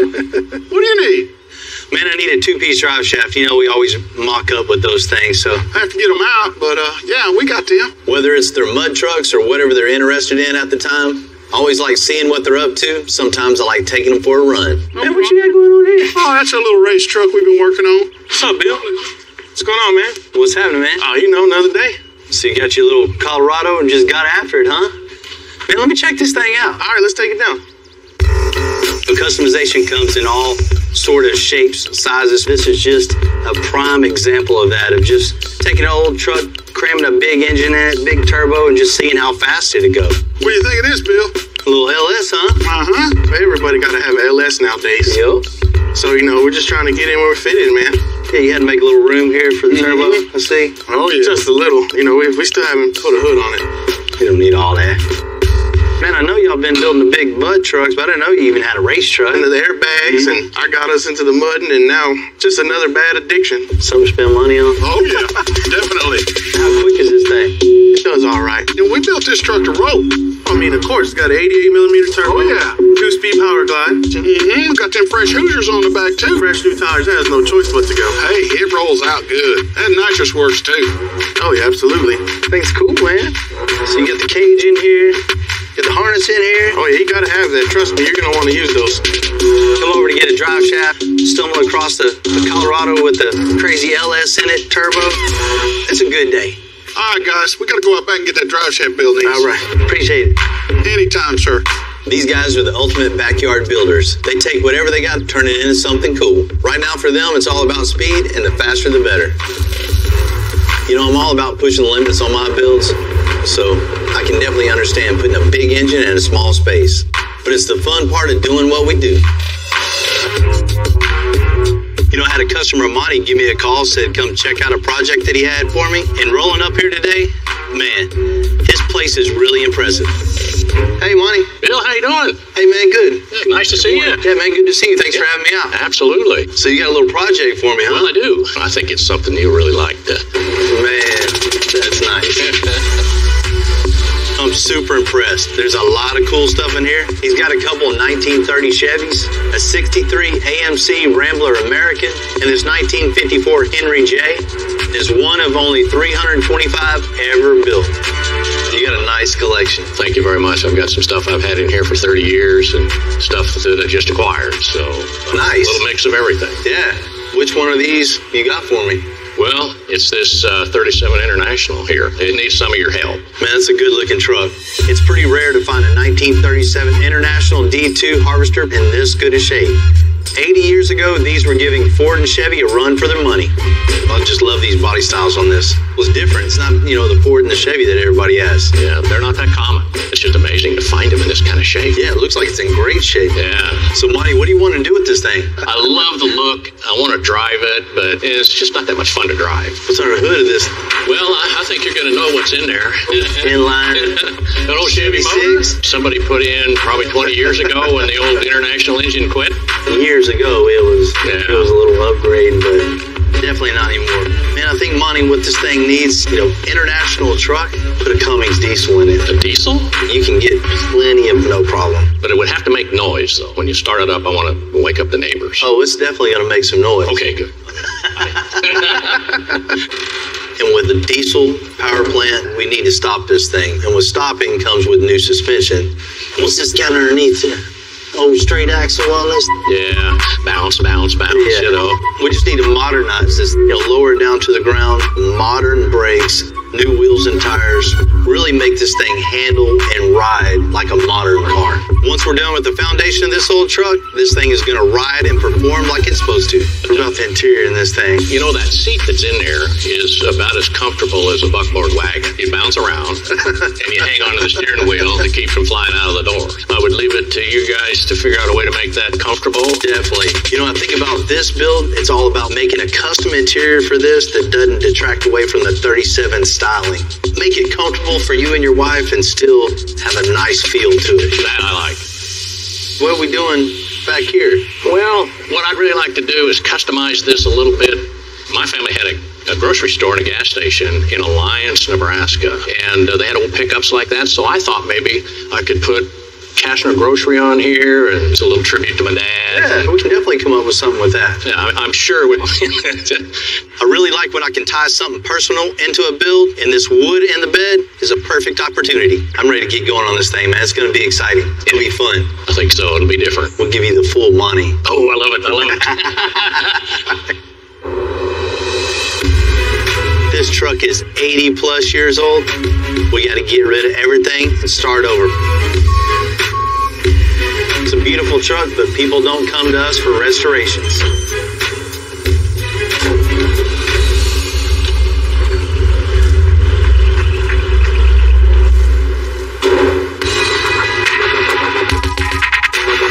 You are. Old trucks are cool. Anytime we get to work on a piece of history like this, it's something special. Monty wants something custom, but he wants something to still really look authentic. Something that still has the 30s feel, but he can get in, start it up, and drive it wherever he wants.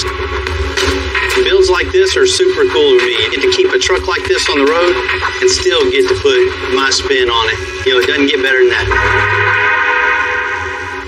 What are you doing? Up? Remember in old times when you used to do that for a living at the service station? Yeah. Just a customer of ours, but he wants to keep the 37 styling.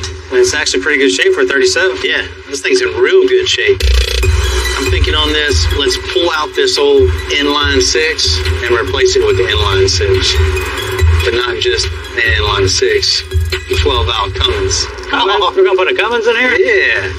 It's not going to fit real easy. No, it isn't just a drop in, drop out. It's an inline 6 to inline 6, but he's a little bit involved with that, right?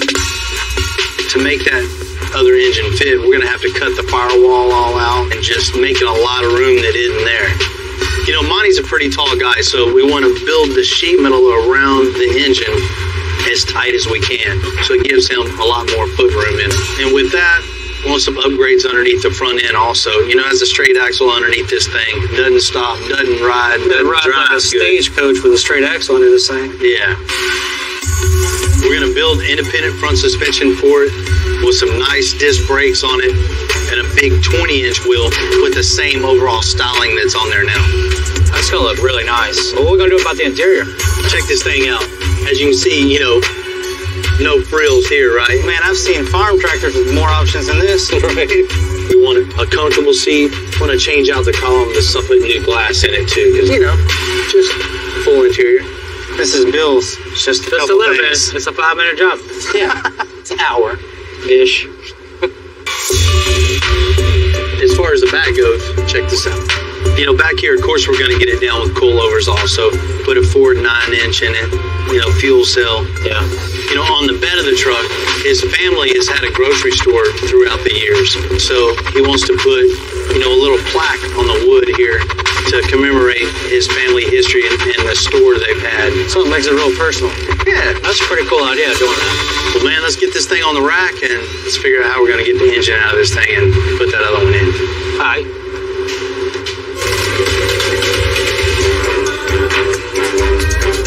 As good as this truck looks after 80 years, you just don't know what Tim and Jamie are going to find after tearing down. Oh, man, what do you think? Old baling wire right here. Old coat hanger right here. Gas tank's had a couple issues in the past. You can see where they patched it a couple times. That's what Clevis is from the local hardware store. Check that out. Man, I know my grandfather do whatever it took to stay out in the field. He farmed that field from the time the sun came up to the sun went down. This looks like, well, enough look, man, let's get it done.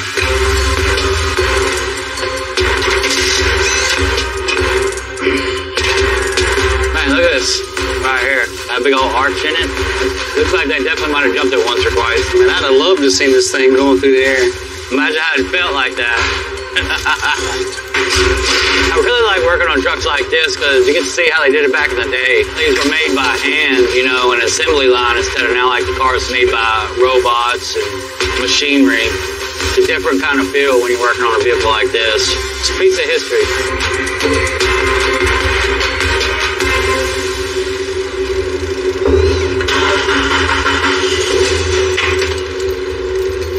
Ready? Probably good. Can you lift up? Can you pry right there with the pry bar? Yeah. I'm going to pry it out and it's going to flip up. Okay, back up just a little bit. Okay, up. Up, up, up, up, up. All right.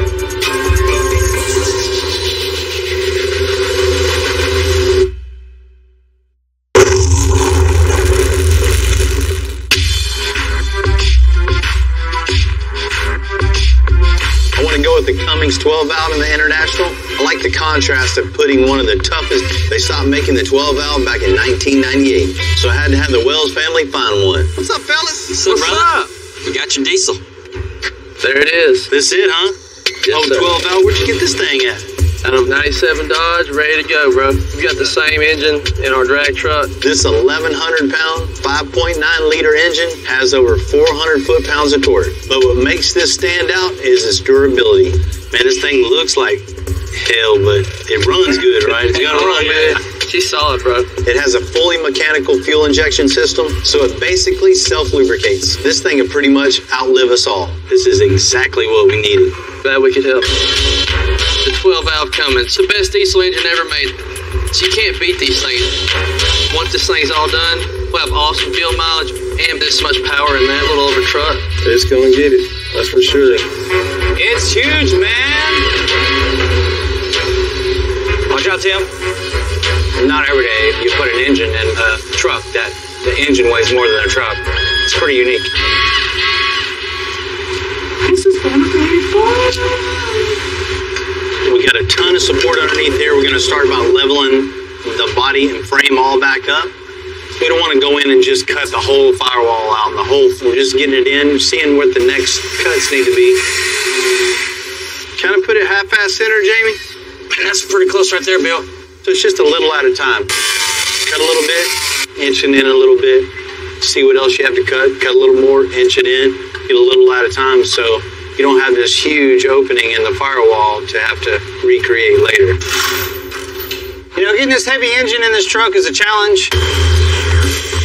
But not only getting it in, you got to get it mounted properly. Now we've made tabs off the frame back here. There's the tubing coming down, going over a center mount. It'll all be rubber mounted. The motor be mounted on rubber. Transmission mounts be mounted on rubber.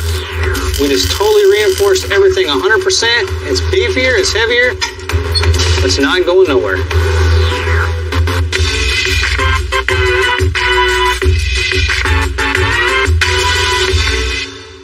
Ready? Pretty much anytime you go with a bigger engine, it's going to come with a bigger transmission. So I'm making a bigger trans tunnel and a new subfloor. So we came in with some 3/4 inch square tubing, built a new structure. That's going to be the skeleton that holds the new floor. So we'll cut some sheet metal. Sheet metal will connect the firewall, and we'll be done with the floor. There's several ways to do this, but me personally, I like to bend as many bends as I can. It's less places you have to weld to do and less heat on the panel. I'm going to drill some holes so when I push it down from the top, I can weld it from the top. And you look up from the bottom, you don't see any welds, you don't see anything, it's all slicked out and looks good. Back when this International rolled off the factory, it would have been hard to imagine the torque we're putting into it. So we got to build a whole new super heavy-duty suspension, starting with these control arms. From the center of the bolt hole to the center of the ball joint cup, we've laid out for exactly 10 inches. So now what we're going to do, we're going to build some pipe to come over to connect the ball joint to the bushing. That's going to be the structure of our control arm. Now we have the skeleton all done up. Jamie's making a plate that's going to go in here. All this will be welded together, and the plate will be welded on this to make everything extra strong. We need the transmission jack over here. Go up a little bit. So once we got the bottom control arm on, we'll put the spindle on, the rotor on, make sure everything functions, everything's good. Then we'll make the coilover mounts. These two tabs right here are going to weld to the plate. Watch your finger. The plate is going to hold the arm. That's what's going to hold the truck up in the air and give it adjustment. Cycle it up and down, see how good it stays up and down, and we'll go from there. Front suspension's all mocked up. So Tim and Jamie are moving to the rear and start notching the frame. The stock frame rails have a natural curve over the rear axle. So we're just going to open up the notch a few inches. It'll maintain the structural integrity while overall changing the stance and look of the truck. What I need to do now is contour this flat bar to the shape of this radius right here. So sometimes it's about just getting your piece pretty close and then just forming it in as you go. So I'll start cranking it with this C-clamp, just getting it in the shape. keep your tack and weld in. Feels perfect. So you can see the inside now, it's capped. It's got a nice shape to it. It's contoured to the template. I need to go ahead and weld that in, grind it down, and be good to go. I actually like the way this looks. It looks better than the original. It's got a little bit of style to it, nice shape. It's gonna look good on the frame.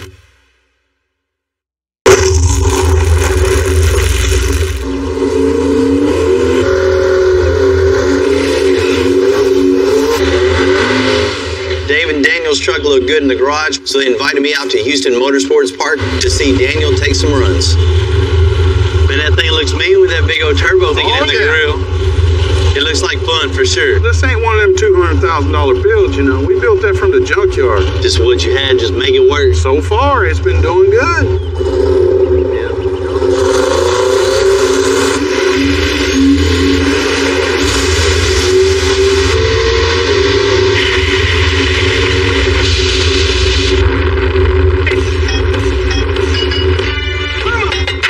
Man, Dave, that old truck's running good. Looks like it's hooking up good and going straight. It's making a little power, too. Hey, it ain't bad for a backyard build. I think it goes.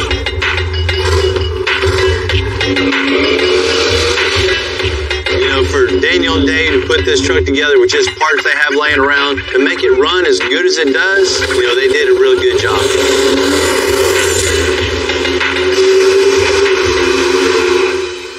Oh, Daniel can drive pretty good, too. Oh, yeah. I showed him how to do that. He's got it. Me and Dave go way back. He came over and watched me ride my bike around the neighborhood, his thing. You know, Northside, we're all a big family. We all know each other. We all look out for each other, especially if you got something cool going on. We may not come from the nicest part of town, but we do know how to make do from what we have times 100. It's just really cool to see. You know, I try to keep that mentality in everything we do. Always pushing ourselves to go from here to here. One more little nudge. There we go. That's it on the money. We got an extra large diesel for this 37 International. So we got to build an extra strong custom 4-link for the suspension. The crossmember here is pretty much the most important part of the rear suspension. Everything trails off of this, so all of our suspension 4-link components mount to the crossmember. The diesel engine that we're putting in here, it's got a lot of torque. So this is super important for it to be strong, square, and level. We'll go ahead and put the heims in between it and bolt it, snug them. You know, in this particular application, the parallel 4-link is the way to go because it has 4 points of contact linking the axle to the crossmember. The more points of contact you have, distributes that torque all around, so it's good right there. Now the next step is our diagonal link. That's the final link of the whole link system, with the diagonal link from a fixed point to the point on the rear end at an angle. It keeps the rear end from moving side to side. Very key part of the suspension. Watch your face, Jim. Now we have all this set up. We're gonna run 2 tabs off here, 2 tabs off here. That's what's gonna hang the coilover. We're going with coilovers instead of airbags on this because he wants a static drop with great performance. It's a coilover, a shock. The suspension's going to ride on the coil spring of this. It's going to travel up and down with the coilover. And the internal of it acts as a shock. These are our mock-up coilovers we use for everything. When it gets back from powder coat, we'll put the other coilovers on with the new springs, and you'll see the final setup.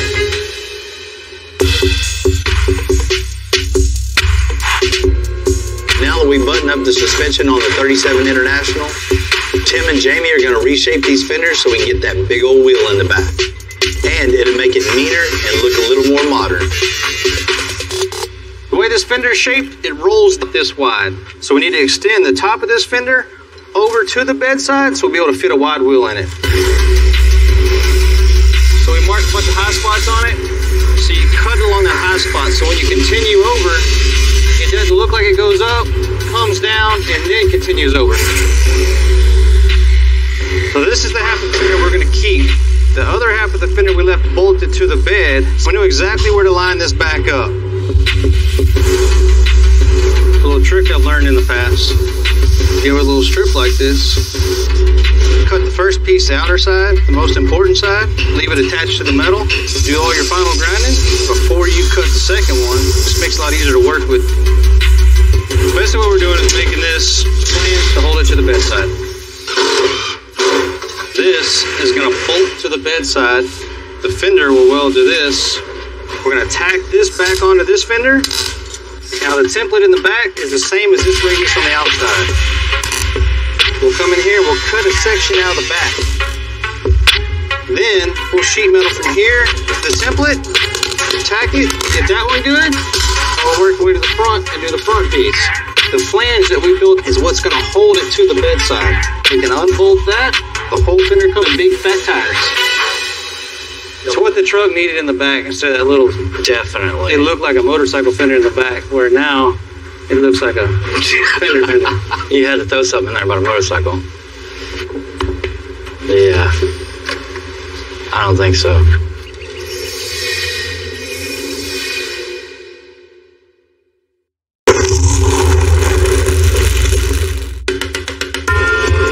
We're putting a lot of custom upgrades into the International.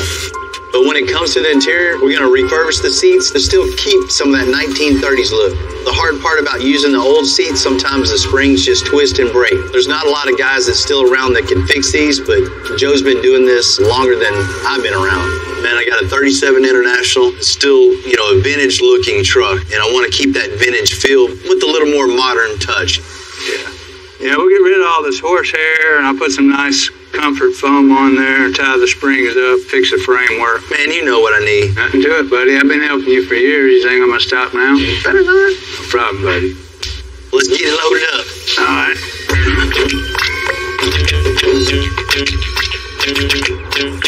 Bill's been my friend since he was a boy.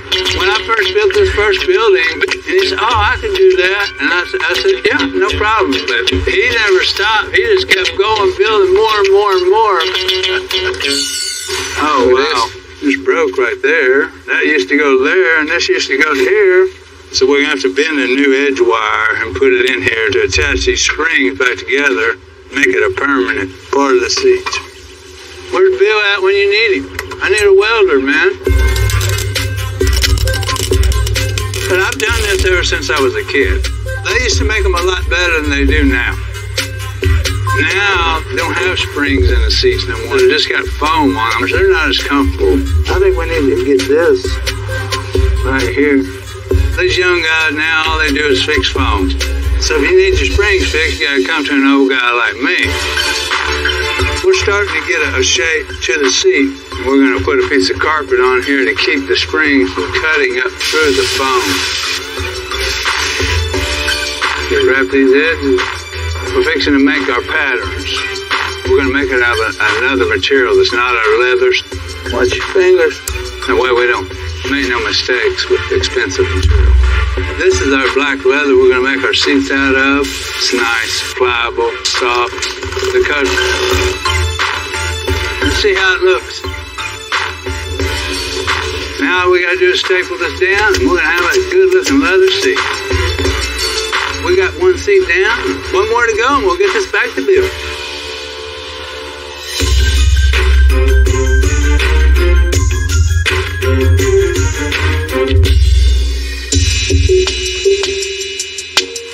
Monty loves the vintage feel of this truck, but he wants modern touches on it. So I called my boy Lewis in. He's going to build some wood panels for the side of this bed.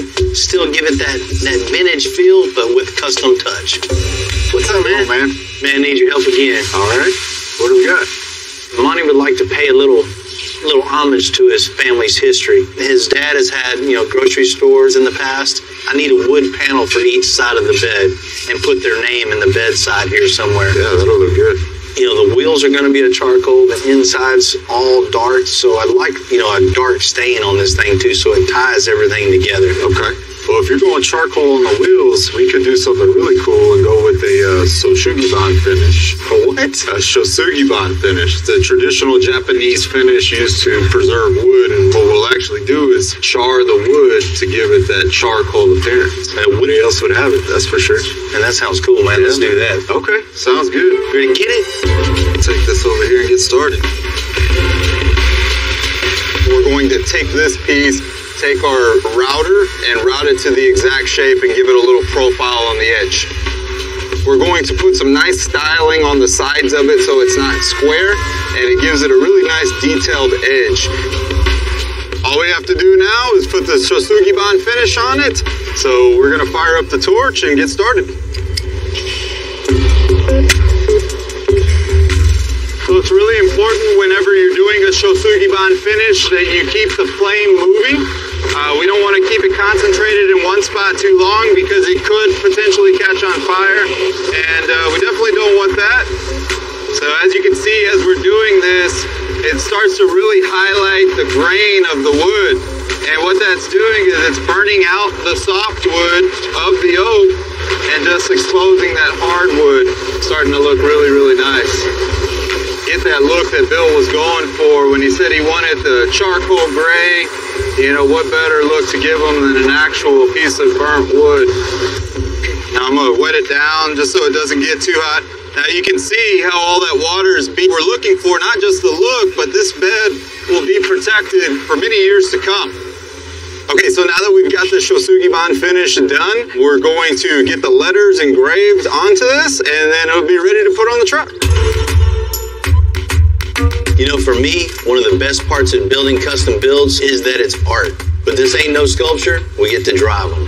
And the more I think about David and Daniel's drag truck, the more I want to give it a run. You know, I at least gotta ask. Look like they're around here, so they're probably out back messing around. Mud all over my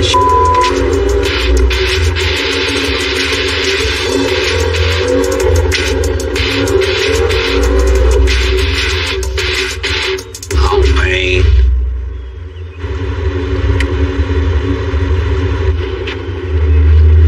They're gonna have to come get us. Man, here we are. Little shortcut turned into getting stuck. And that's one thing I hate, being stuck in the mud. And once again, we gotta come and save Bill's ass. Once again. You know, when I come back there seeing Bill stuck in that mud and he had on them pretty white shoes, I just could not believe it. I think we're getting some boots for Christmas. Yeah. I don't know much, man. Need a little help here? Man, please, dude. We'll take care of you. You already know that. Don't get it all muddy, Bill. You didn't bring me a blanket to lay on? Sure. Hey, hold on. I'll be right back with that. Yeah. You know, I wanted to talk to you about that race truck. Do I need to go get it to pull you out? Nah, I don't recommend that. Man, I might need to take that thing for a little ride. I don't know. Look what you're doing back here. Have you never been stuck before, huh? No.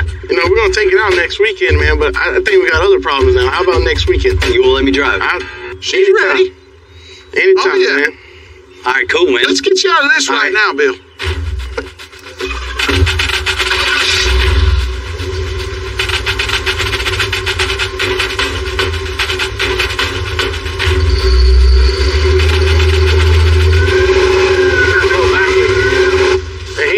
Center. Had to go backwards. Man. You know, sometimes getting people out of the mud, it's easy, but other days it's a lot of work. You know, I enjoy that part of off-roading. You're going to get stuck, you know. All right. These things happen. This bumper's for looks. So. It's going to look good behind this Jeep. Let's do it. Come on, you got it. Straighten up, Bill. Straighten up. Man, thanks. Anytime, Bill. Yeah. Oh, yeah. The truck's ready. Man, appreciate it. I'll see you We got you. We got you.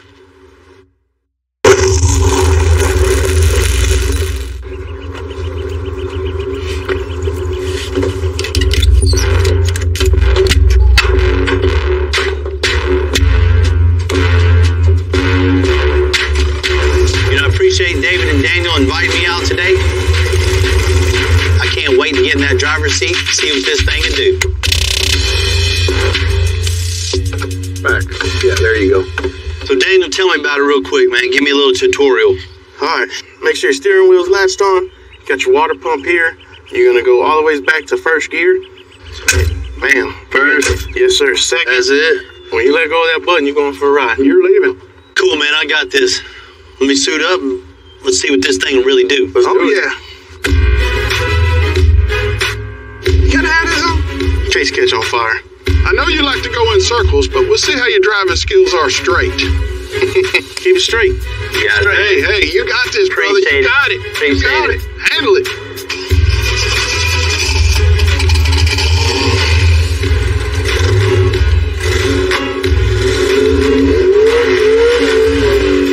I'm doing a burnout. I can feel, this thing's got a little power.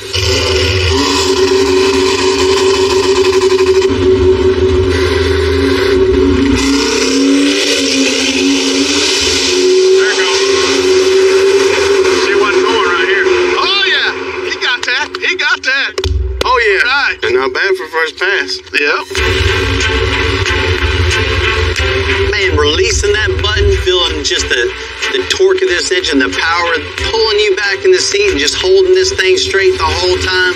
Man, it's just exhilarating. Well, what do you think, man? What do you think? What up? What do you think? Oh, truck runs good, boy. And the 6 is on the first pass? That's rolling. It's a great way to start off your day. You don't need coffee or energy drink. Adrenaline rush is the best way to get it going. Man, that was fun, man. I tell you what, I've been needing that. Working so hard at the shop, man, you just get in the grind and get to come out here on a day like this and really release the frustrations, man. It just clears your mind, and I needed it, man. I really appreciate that. Does that baby roll or what? It does, man. It runs really good. We're gonna build one.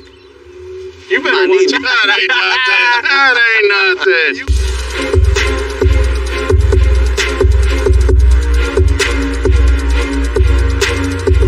To fit the 12-valve diesel and the 37 International, we had to pull off the turbo, amongst other things.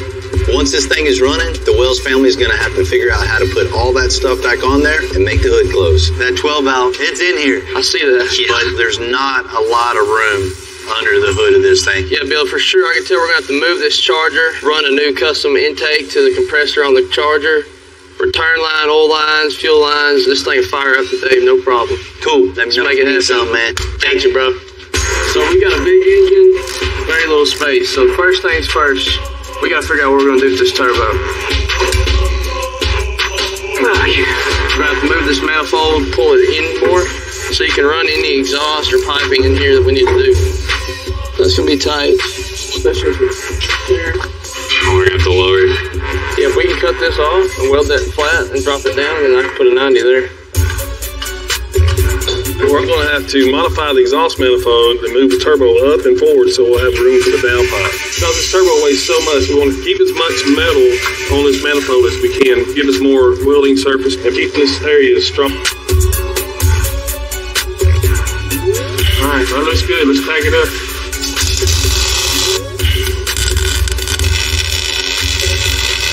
All right, then we're ready to go, guys. All right, Clay, work the starter. TJ, when you start getting fuel up there, Dad, just stand there, look pretty. What we like about these 12 valves of 5.9 is that they're very, very tough and rugged. They're simple to work on, and they make some of the greatest noises on the planet. All right, ready?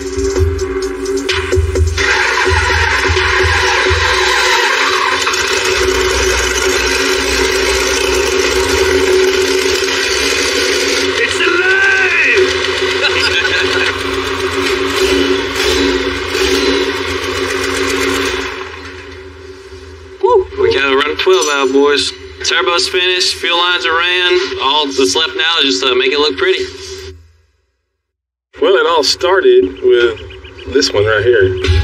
The first truck I ever got was a 2001 Dodge. My mom drove it forever pulling her horses, and it quit running one day. He said, look, for your first truck, you fix it, it's yours. And I researched it, fixed it, it's went from there.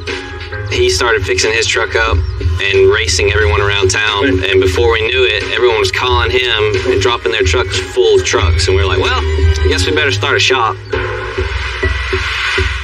And even poor Clay got suckered into all this. I was the dedicated flashlight holder for a long time. It was pretty great. I slowly graduated into more the technical side of it. Between the three of us, I mean, we can do anything. You know, as a dad, I'm living the dream to be able to work with my sons every day. It's awesome. These two guys have taken this way further than I ever dreamed. I'm proud of them. I'm blessed, and I'm glad that we all get to do this together.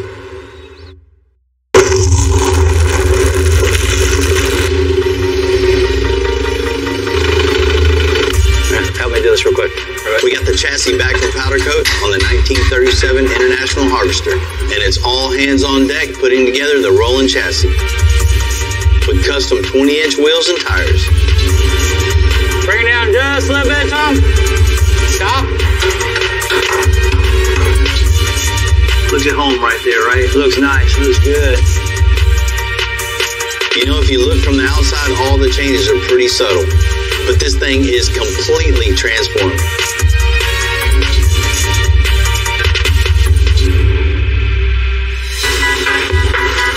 You know, Monty had a talk with something really cool and custom. Well, there's next to nothing 30s underneath this truck anymore. You know, I hope he likes it, because I know I do.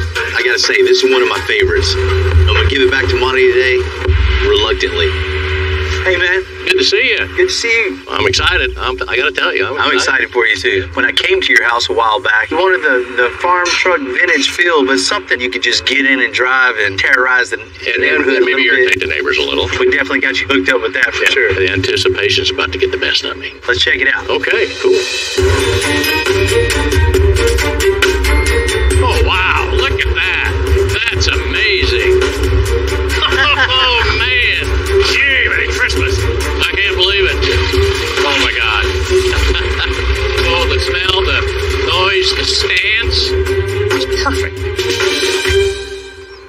Like it? Crazy. Hey, man, how you doing? Pretty good. How about yourself? Oh, man, I'm doing great. I can't wait to see the nuts and bolts on this thing. This is crazy. Once we got going on this thing, we've just gutted everything. At one point, it was just a cab. Just a cab and frame. We started building from there. When you came in, this thing was pretty much 100% original. That's cool for the vintage look. As far as drivability on this thing, one of the main things I know you wanted was that diesel engine. So we got a Cummins 12 valve in this thing. Put a 12 valve Cummins in this thing? Wasn't an easy fit in this truck. Oh my God. Look at that. How in the world did you stuff that big motor in that little truck?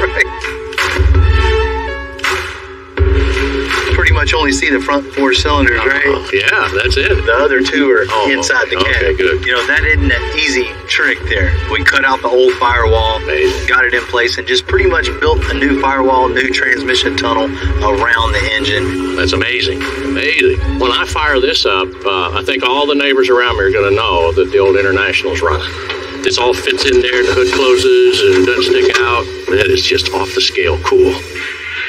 We took out the old straight axle, the over end, and we just scrapped all that. Yeah. Built an independent front suspension, 4-link, a new 9-inch in the back with all coilovers all the way around. This thing can handle any torque this engine puts out. The attitude's right now. You see how this thing sits on the coilovers? That's a perfect stance I wanted. Tire width. They're kind of like the old wheels that came off of it. Right. Exactly what I was looking for. It's amazing. And to get it down that low, we had to... You nailed it. They're not out of proportion. They match the front. It's perfect. Most people will never notice it. I had to look at it a couple times to see what had happened. All the subtle custom features that are really off the scale, you can't see them. They're so subtle, and that's perfect. That's exactly what we wanted to do. Oh, man. Look at that. This truck had never had it so good, right? You know? I mean, there was just bare metal here.